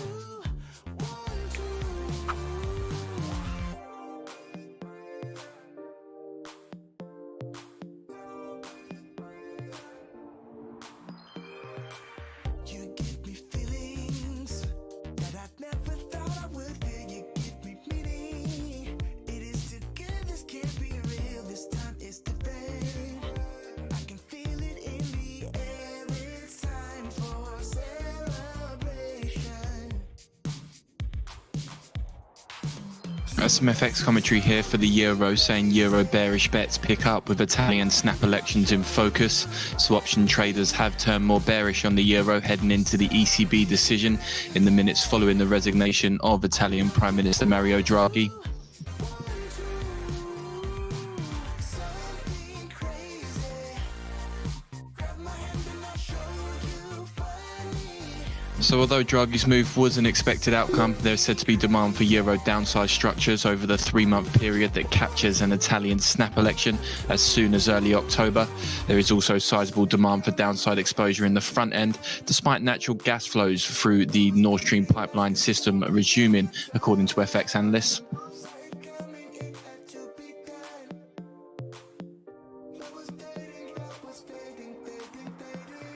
Something crazy. Something crazy. So let's do something crazy. Something crazy. So let's do something crazy. Grab my hand and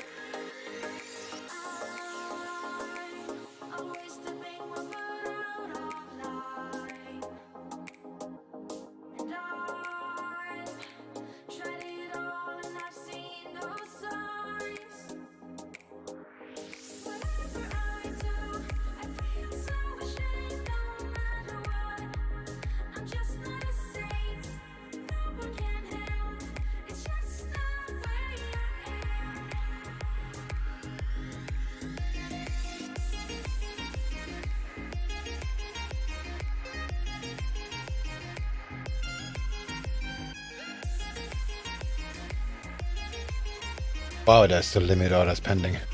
I got rid of them.